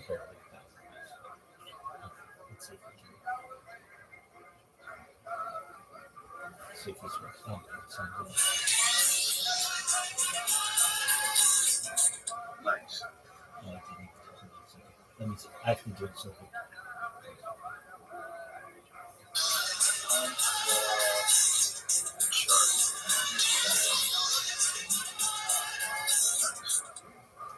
So, but the one thing is at the very bottom, it's got my name, and at least from Instagram. And if I can get these guys to start using this as a GIF, especially on Twitter and all that kind of stuff, it's like a free shout out for me, and they can spread that in a lot of different places. So we'll see how it goes. But yeah, we'll see how it goes. It's got a lot going on. I like how it's fucking esoteric. It's a good one. Something's got to work. All right, you guys, take care.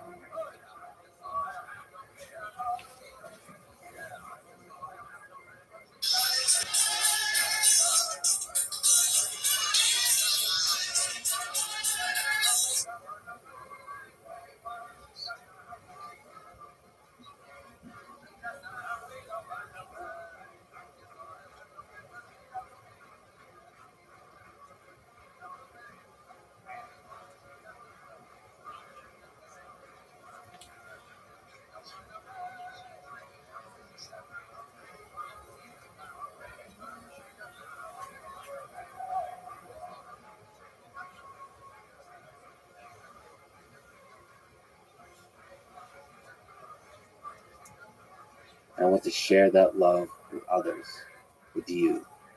If I mess it up, I'm really, really sorry. I'm trying my best. I have no agenda, and no one telling me what to do. I feel like the luckiest guy in the world to have all these opportunities, and I'm deeply grateful to be alive and to share that joy with other amazing people around me. Thank you for your support, for all the love you've sent my way. I will work my ass off to not disappoint you. I love you all. This is a Lex Friedman podcast. Support it. Please check out our sponsors in the description.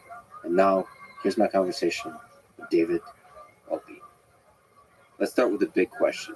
According to Judaism, who is God?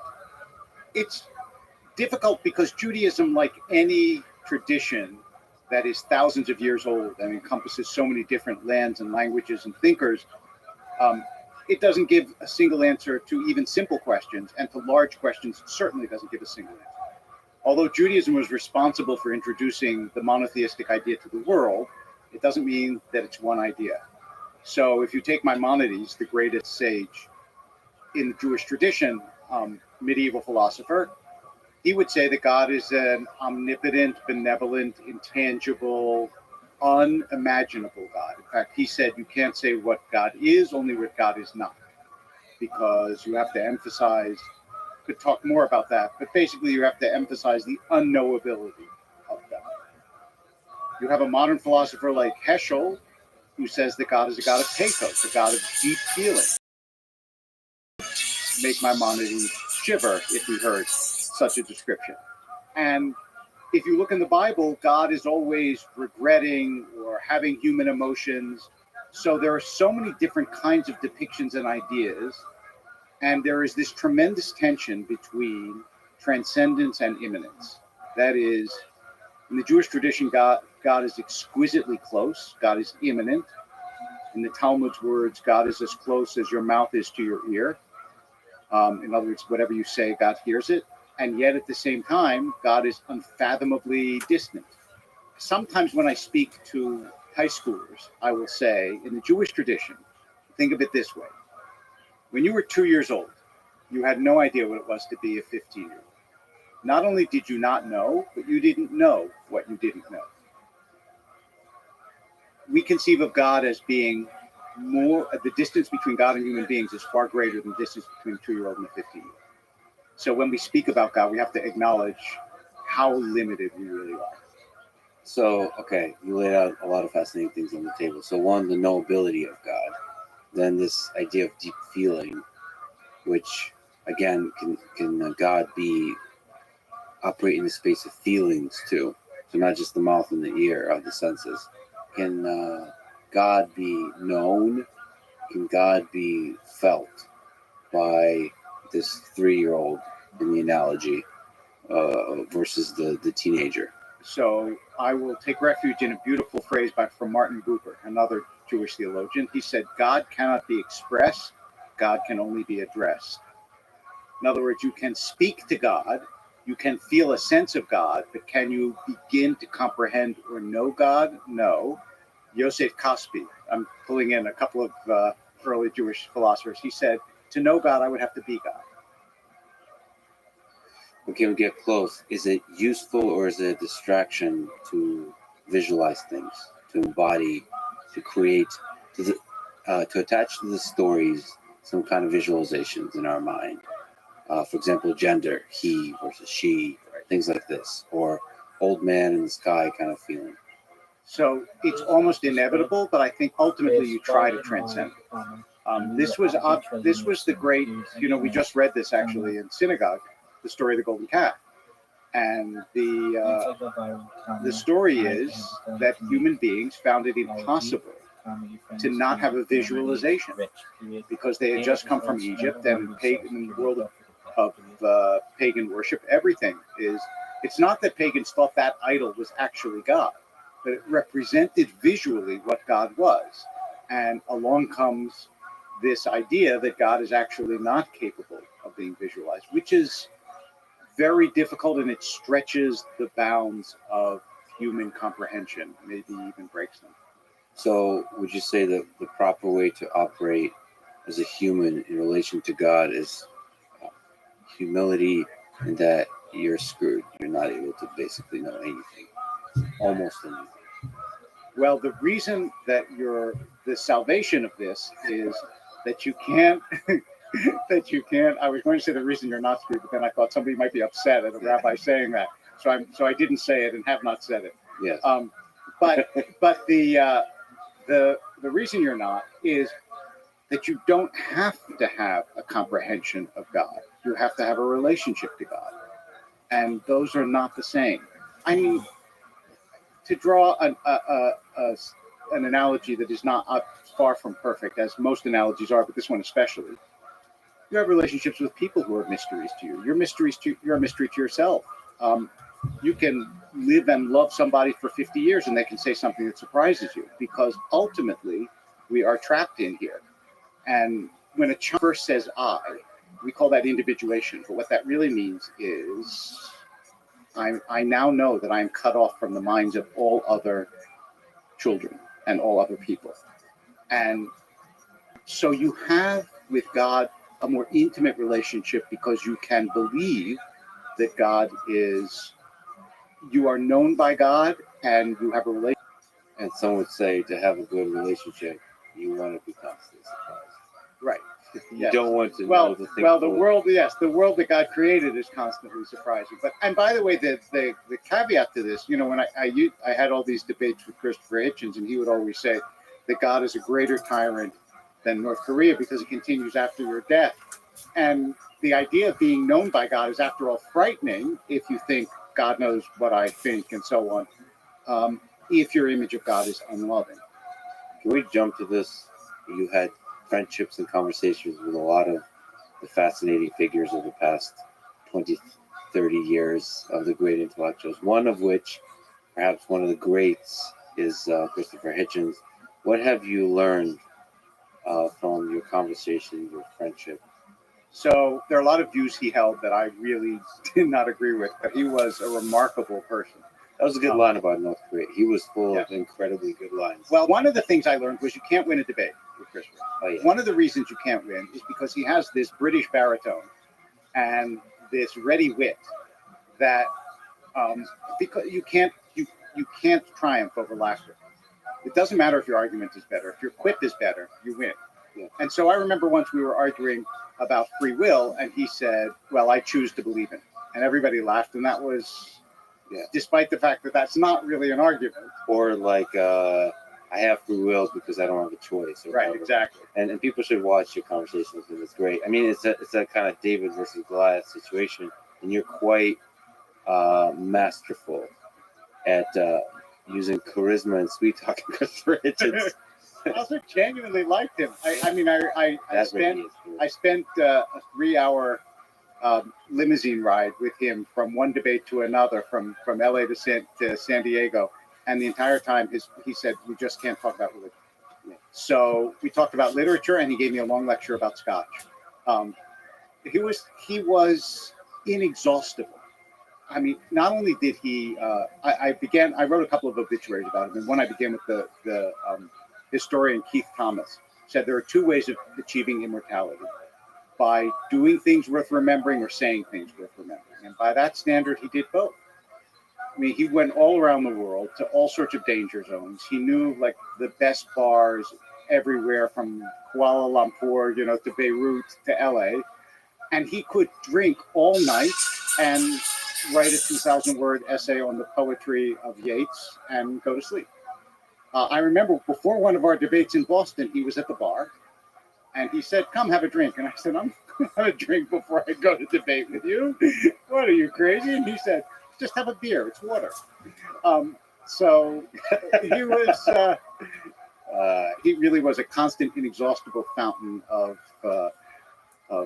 intrigue and interest.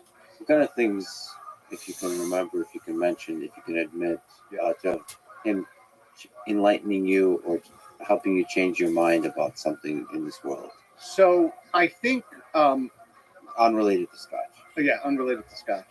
He convinced me that the idea, I had my doubts about it and have my doubts about it, but he convinced me through many debates, and not only he, that the idea that religion makes people better it's not ipso facto wrong, but it's a much, much more complicated argument than I wished it to be. So he is, however you conceive of the term beauty, he's one of the more beautiful humans. Yes. This weird little earth produced. So how do you explain the atheism combined with such a beautiful mind? So from your perspective of a man of faith, how do you think about that? So, of the atheists that I have debated, I think about all of them somewhat differently. So I think that in some deep way, for example, Sam Harris is a religious personality. I don't even think that he wouldn't like the word religious, but I don't even think that he would take issue with that. I think that he would say his is a purely material based spirituality, but I mean his orientation towards meditation and appreciation of Buddhism, there's something deeply seeking spiritual about it. With Hitchens, I honestly, and I know that some of his fans will really not like this. It's not that he was any kind of closet believer, certainly not at all.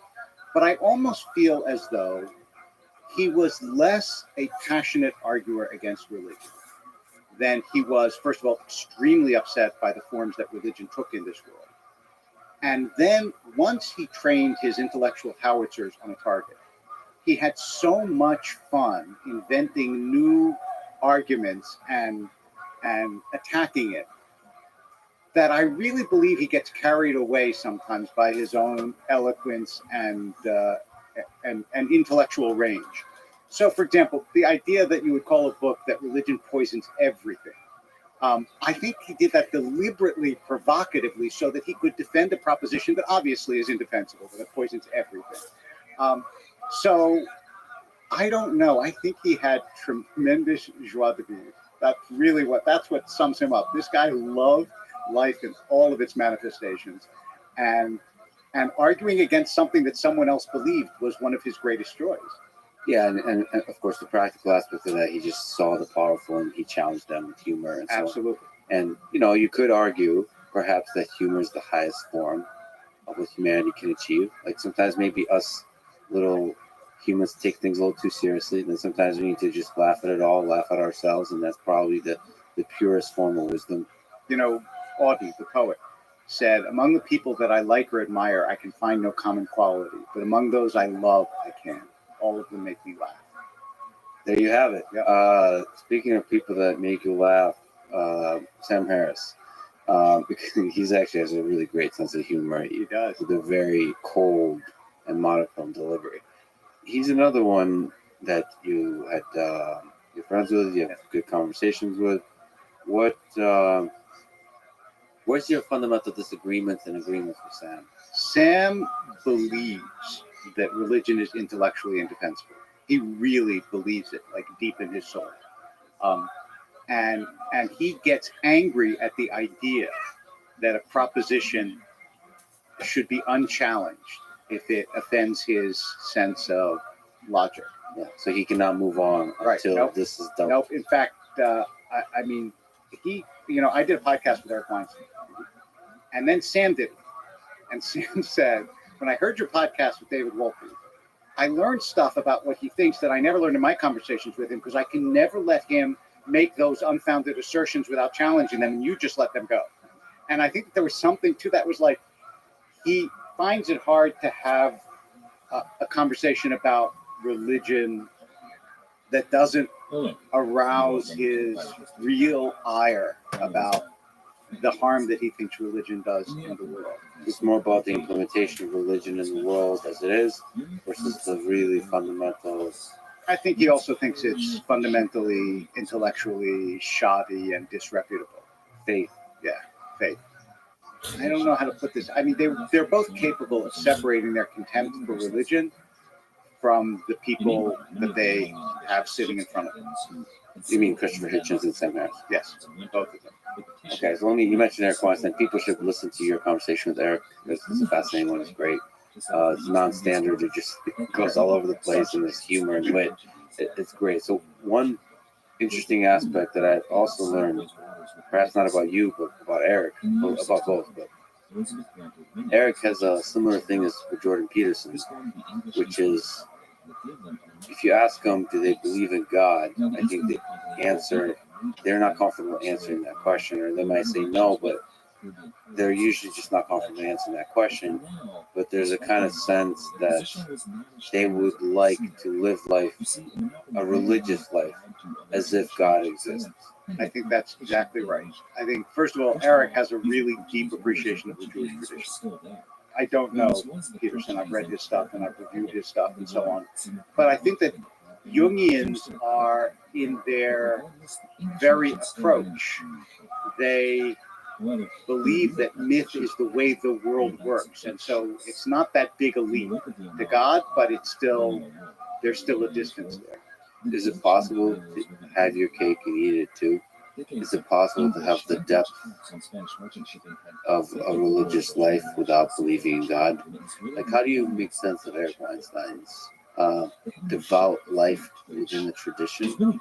I mean, I honestly think he believes in God, but doesn't believe in God, and it's oscillating like it's a quantum mechanical system of some sort. Schrodinger's God.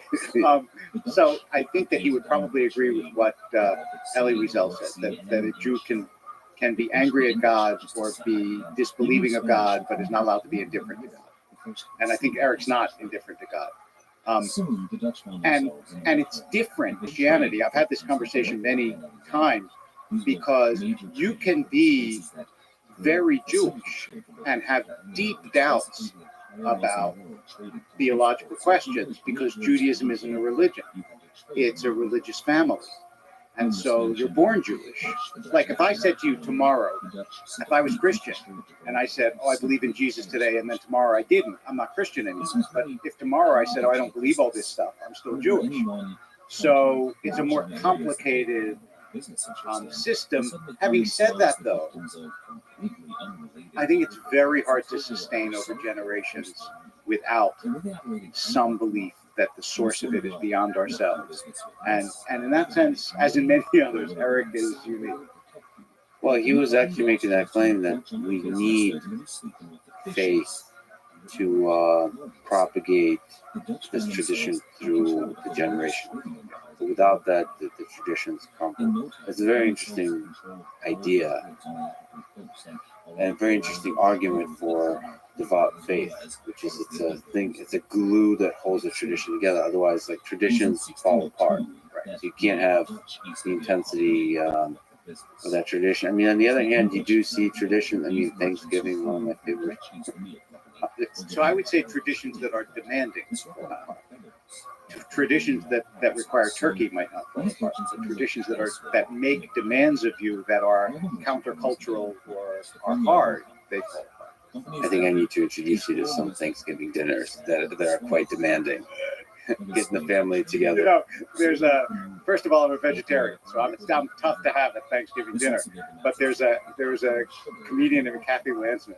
Who one year I heard this on the radio and it stuck with me. She said that holidays are a chance to renew your resentments afresh. You know, and that's basically what people do with their families. It's like, I'm going to go home and fight with the uncle again this year. I apologize to take a dark turn, but you mentioned Elie Wiesel. I recently saw a picture of Elie Wiesel when he was in the camp and he was liberated. For some reason, that hit hard. Like, you know, I've seen pictures in concentration camps of people I don't know, or whose words I haven't really felt and gone through. But for some reason, like, here's just a normal person, like a normal body, laying there. That was him. I've seen it. And you can see his face, but at the same time, you see that this is an nation. And I think what's so disturbing about it is exactly what you were saying. What about all those other people who look exactly like him, who didn't make it out of the camp? You know, maybe it's projection, but it seemed like this perhaps is also just combining with myth. Search for meaning. It seemed like it was a regular day for them, right? Picture. It didn't seem like. I mean, I'm not sure what I expect to see what suffering looks like, but it's almost like there's no celebration. I've never seen a picture of actually liberation be celebratory. It's true. It's really true. Sense, and I apologize to take a step into that moment in history.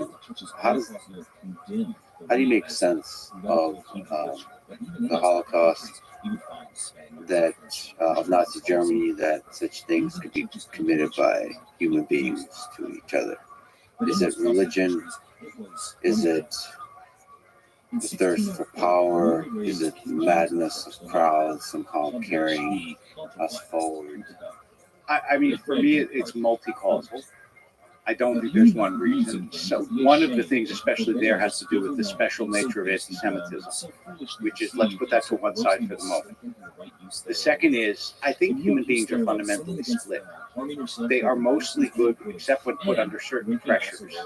My first explanation for hatred is as follows. Go to a playground. What happens when a new kid comes on the playground?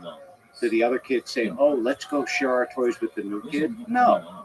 They say, oh, who's that stranger? And let's go get him. Because otherness is built into our genetic, we're tribal by nature. And we see people form tribes all the time of different kinds. I asked you before if you were a chess player.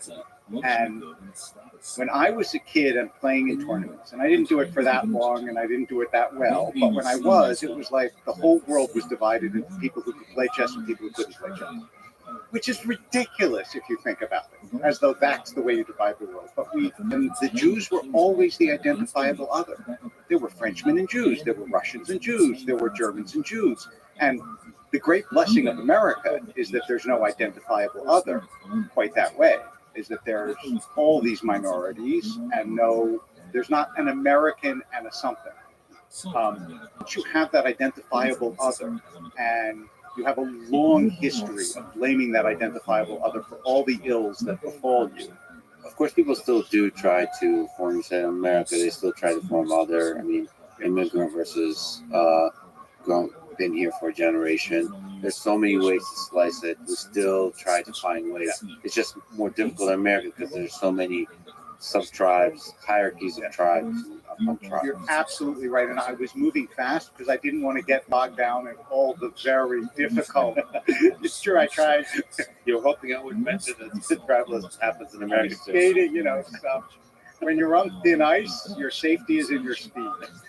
So I was trying to move fast. But for most of history in East and Western Europe, not obviously in Asia, but in East and Western Europe, Jews were the ones who, they're not like us. They're clearly not like us. And in addition, there's a peculiar quality, and I don't know, I wonder what you'll think of this explanation.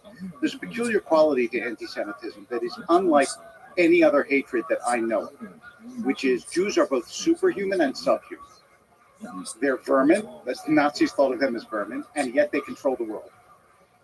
And there was an English scholar named Hyman Maccabee who said the reason that that's so is the myth that Jews killed God. They killed Jesus. And to kill a God, you have to be superhumanly evil. You can't just be bad. Otherwise, you can't kill a God. So there is some supercharged evil sense that people got from that about Jews that still inheres. Yeah, that's true. A lot of the way we formulate the other in terms of tribes is often they're subhuman and they're here to steal our resources, like in the playground. But to be both is a fascinating construction. Do you agree with Solzhenitsyn that all of us have the capacity for evil? 100%. Runs through every human heart. I have no doubt about it. I know, as you probably do, but I probably know more both because of what I do and because I have lived a lot longer than you. I know a lot of religious leaders who people thought or think are above the human, and they are emphatically not. They're not. Some of them have done horrible things, and they've used their position to do horrible things. And it's because there is no perfect saint. There's no, all through history, you discover all these saintly characters that we worship, the people who actually knew them around them, some liked them and some didn't. People are complicated, all of us. And the tough thing is, the thing that's the toughest for me is it's not very always clear what is good and what is evil. Because certainly if you just look at history, and it's not always propaganda, I really believe that some part of Stalin thought he was doing good, legitimately. And it makes you ask a question of yourself. For those of us who want to do good in the world, am I actually doing good? That's a really difficult question. So, like in the technology sphere, for example, in this dream of creating technology that will do some good, am I actually doing good? So I have a question about that myself. Not about Stalin. I'm sure that Stalin thought so. Stalin does not strike me from what I know of him as somebody given to a lot of self-doubt. But the question with AI to me is actually, it goes back to the God question, which is, if we have an appreciation of the limitations of our own intelligence, that we know the way our brains are constructed, how can we possibly have any confidence that we can create things that in certain ways are far more intelligent than we are and control them the way we think is best? Seems to me a hubris that might end up being destructive. Definitely. Well, any sentence with the word hubris in it is going to end badly when implemented at scale. But there's also beauty. So if you approach it with humility, there is a sense, I don't want to over romanticize it, but there's a legged robot right behind you, which is hilarious. So there's a magic. I don't have kids. I would love to have kids. But there's a magic to bringing robots to life that it feels like you are a mini god. Right. Because you just breathe life into an entity that operates in this world, especially when they have legs and they move in this way that's, in the case of four-legged robots, like a dog. That I don't think I'm over romanticizing it. The feeling is like you would with a child you're thinking about. By the way, I'm not at all insensible to how it feels to create that, because to maintain humility and perspective when it's such a fantastic what it is to be human, and it's very much part of the legacy of Western civilization and the legacy of having a creator God. If you have a tradition where God is known primarily through what God creates, so the first debate I ever had, since we talked about humor and God and creating, let me give you my one God creating joke. The debate I ever had on religion and science was with Stephen Jay Gould. And it was wonderful because he had a deep interest in religion. And his interest was actually not to say religion is terrible. But I started with this joke, and I think it made the debate go a little bit easier.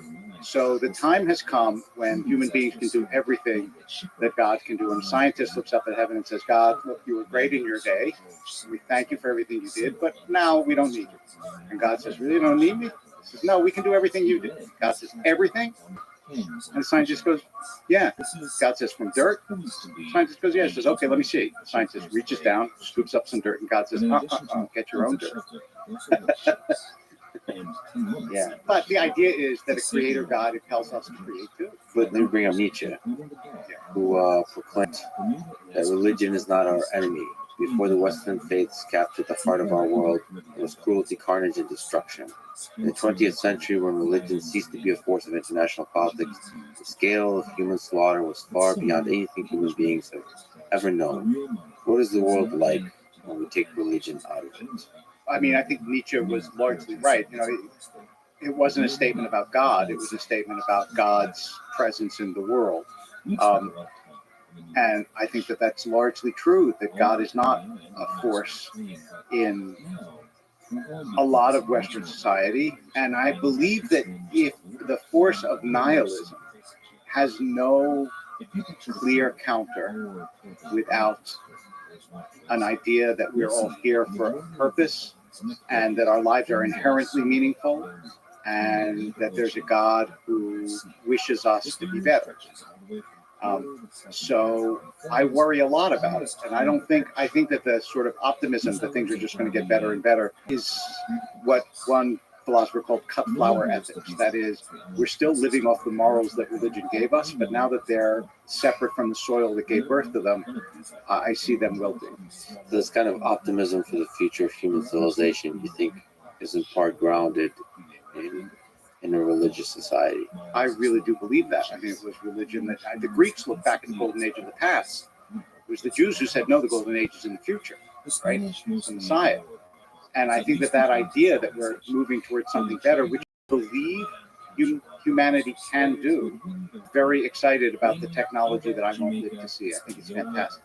And that excitement is a kind of religious excitement because there's a reason to preserve this whole thing. Absolutely, because I really think I know this sounds absurdly anthropomorphic, but I really think God is cheering us on. I feel like this is why we're here, to grow each other in soul. Yeah. So what do you think the world, so if we just think of this force of nihilism that's contending with the force of faith-based optimism, what do you make of the atrocities in the 20th century? Do you think its core is part of human nature and has nothing to do with religion or not religion? Or do you think you can assign this kind of nihilistic view of the world? I think it has to do with a religion that doesn't make ethical demands. That is,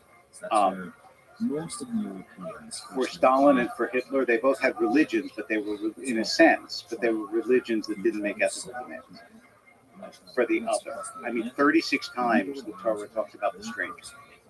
The point is, it's trying to educate people away from their natural inclination towards distrusting and disliking the other. And it's a lot of work. That's really difficult to do. But if you have a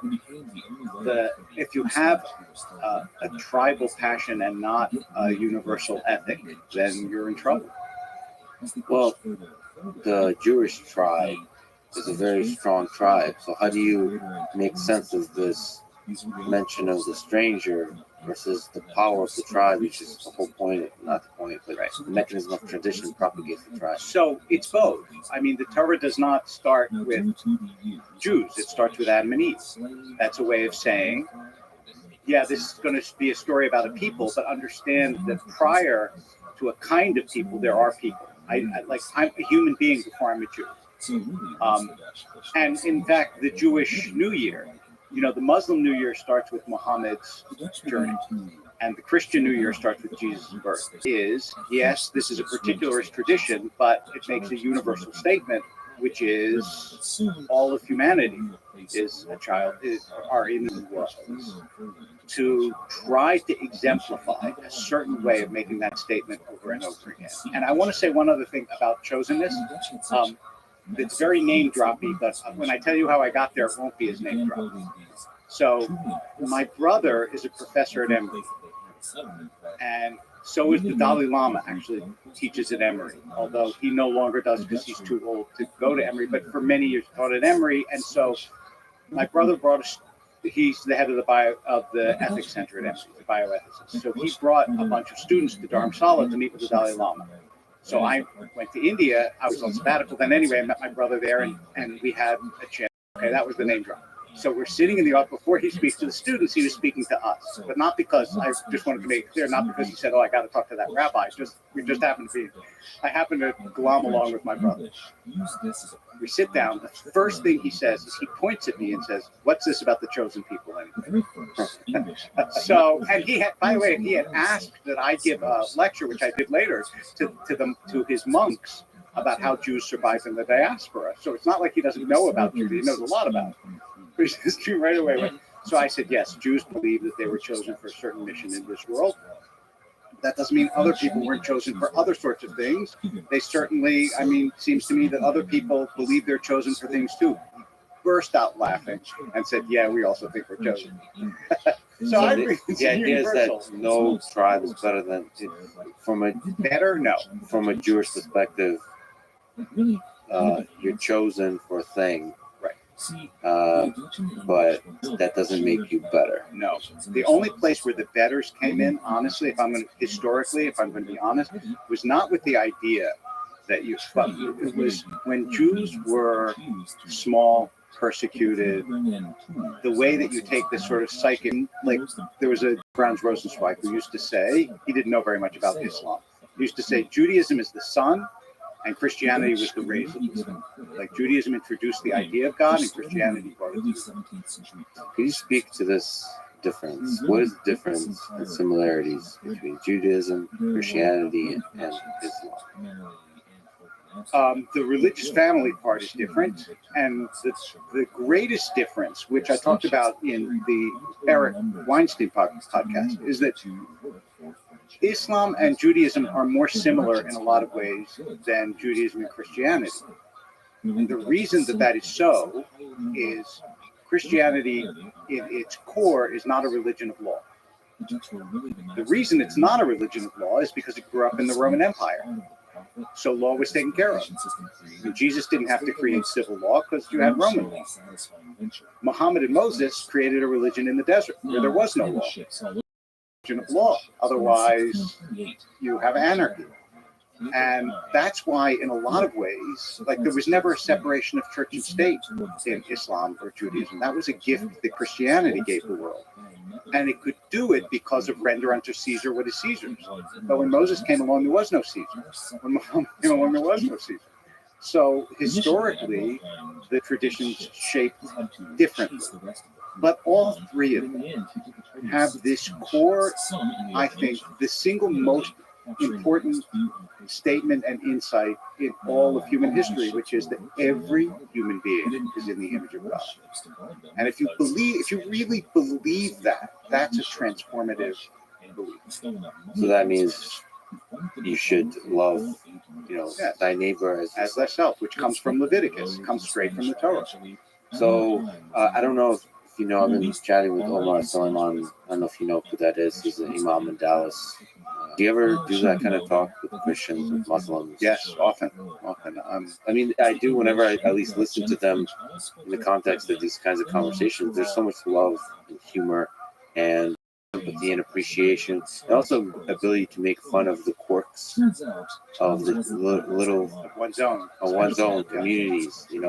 So it's not necessarily traditions, but these are communities, and they're full of people, and they're full of weird people, because we're all weird. And so there is very particular flavors of weirdness that emerge, and they can make fun of them, and then in that way they can talk about some beautiful ideas. So I mean, I don't know, do you engage in these kinds of things? What would you learn from them? So one of the things I learned is exactly what you said, the personalities that you think are unique to your own community. In fact, they exist in all sorts of communities, and religious communities in particular draw, I think, some interesting personalities. And also that especially as clergy, some of the pressures that you feel are shared. And it's weird, again, it has to do with that tribal association. There's almost like there's an understanding among clergy because they have similar and it's a strange role in the following way. It's one that you never escape. That is, you're not my lawyer at the supermarket, but you are my rabbi at the supermarket. I mean, it doesn't matter why you're there. That's not an escapable role, and every religious leader is aware of that. That strange assumption of stepping into something that you can never step out of. But you're also the source where people go to think about the deepest question of our lives and our universe. And so that's some heavy, when people are suffering, they look to you for answers. I mean, every privilege comes with a cost of one kind or another.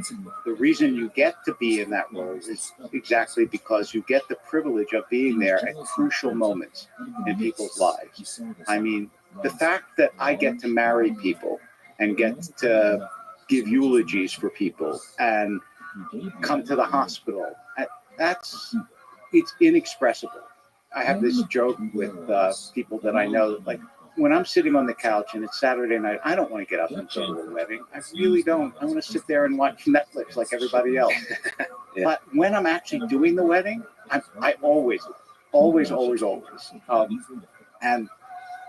the reason is that I don't think, I mean, yes, people go to you for answers in calmer conversations. Like if you asked me now, like, what's my theory of why God allows evil, I could give you a conversation about it. But they really go for presence and comfort. not really for answers. When someone's suffering, an answer doesn't make them unsuffering. You know, it's just they want to know they're not alone. To be heard and just to feel things in silence together. In terms of weddings, marriage, what's the role of that, Paul? I need to take some notes here. What's The role of a rabbi? the role of marriage in human existence? It is, first of all, to teach you how to care for someone unlike you, which could be anyone you marry. And I think it's to create a home and a family. So there's a commitment to it, to care for a long time. Right, exactly. And also, when couples come to me and they say, we don't need to be married because it really won't change how we think about ourselves and our relationship, I said, and that's true. It might not, but it will change how everyone else looks at you. And because it changes how everyone else looks at you, it changes you. Because it's one thing to say, this is my partner. It's another thing to say, this is my husband. Say this is my husband, that means we've made a real commitment to this. Yeah. What do you worry that there's a dissolution of that as well in terms of how, you know, as religion dissipates, like it loosens its hold on society, it loosens its impact on society? Do you worry about that? I worry about it. I do think that it is possible that rather than a dissolution, we're going through a transition. That is different kinds of families and different configurations of families. That is, I see some of that.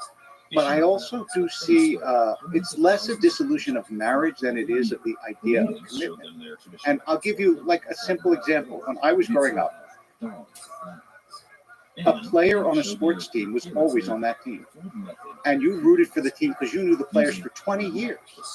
Now, there are very good reasons, starting with Curt Flood, why people got free agency and they can move around and it's better for the players. I understand all that. And I am not jobs, and they move sports teams, and they change careers, and they change partners. And there is a diminishment of the commitment to commitment that I actually think has serious societal consequences, and that I am worried about. Yeah, there's a cost to that. I don't know what it is about commitment that's beautiful. Because some of the deepest friendships I have is when we've gone through some shit together. Yeah. And so the hard times, going through the hard times together, especially when the hard times are between the two of you, that's always a risk. But if you can find a way through that can bond you stronger, that's the fascinating thing about human relationships. There's no question. And even if it doesn't keep you forever, you still have a connection that exists. So I can give you one. You said, what is it about commitment? I'll give you one, I think, beautiful answer. Someone once asked Rabbi Soloveitchik, who was a great thinker and leader in the Orthodox community in the 20th century. They said, I go from religion to religion. I just take what I think is beautiful in it. And his answer was that you're treating religion like a nomad. He said, nomads go from place to place and they eat what they want and they move on. He said, farmers stay in one place. The difference is farmers make things grow. And I think that that's true also when you think about the relationships you have. Things have grown out of the relationships that you've invested in, that you farmed, basically, that can't exist in fly-by-night relationships. Can we talk about the Torah? Yeah. What is it? And is it the literal word of God? Easy questions. Well, the Torah is the 5 books of Moses, written in Hebrew. I, like most, I think, modern rabbis, non-Orthodox or non-literalist rabbis will tell you that it's a product of human beings. And I believe that they are inspired by God, but it's clear to me that it's a human product.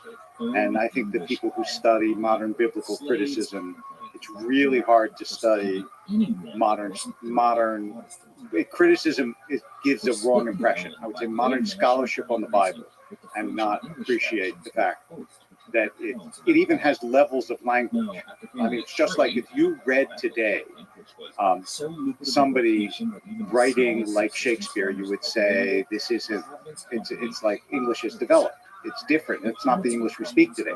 And if you study the Bible and you know Hebrew well enough, you even see that this was written over hundreds and hundreds and hundreds of years. It is a holy book, and I like the idea that it is what you say in Hebrew is Torah min Hashamayim and not Torah min Sinai. That is, the Torah is from heaven, but it's not from Sinai.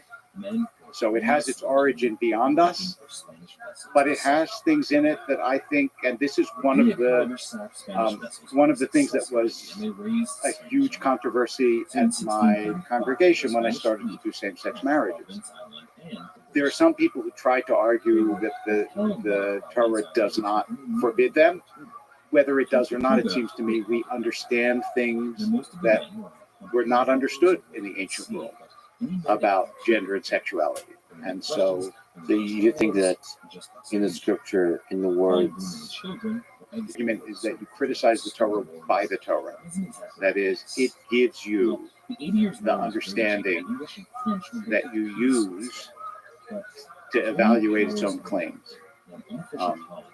And I think that Judaism, by the way, has always done that, because it's clear that there are things in the Torah that the rabbis changed, altered, grew, expanded, diminished. I think that's what it is to be part of a living tradition. okay, you wrote in your book Why Faith Matters. Well, Walt Whitman wrote that in order for there to be great books, there must be great readers. For a book to remain powerful throughout generations, it cannot have a single meaning. Scripture, like great poetry, is not reducible to other words. That is, one cannot paraphrase it and capture the totality of its meaning. So, how the heck do you capture the meaning of the words in Scripture? Is it an ongoing process through the centuries? Yeah, Is that exactly so. It's a continual conversation of sages, scholars, readers, strugglers, seekers, mystics, visionaries, all of them making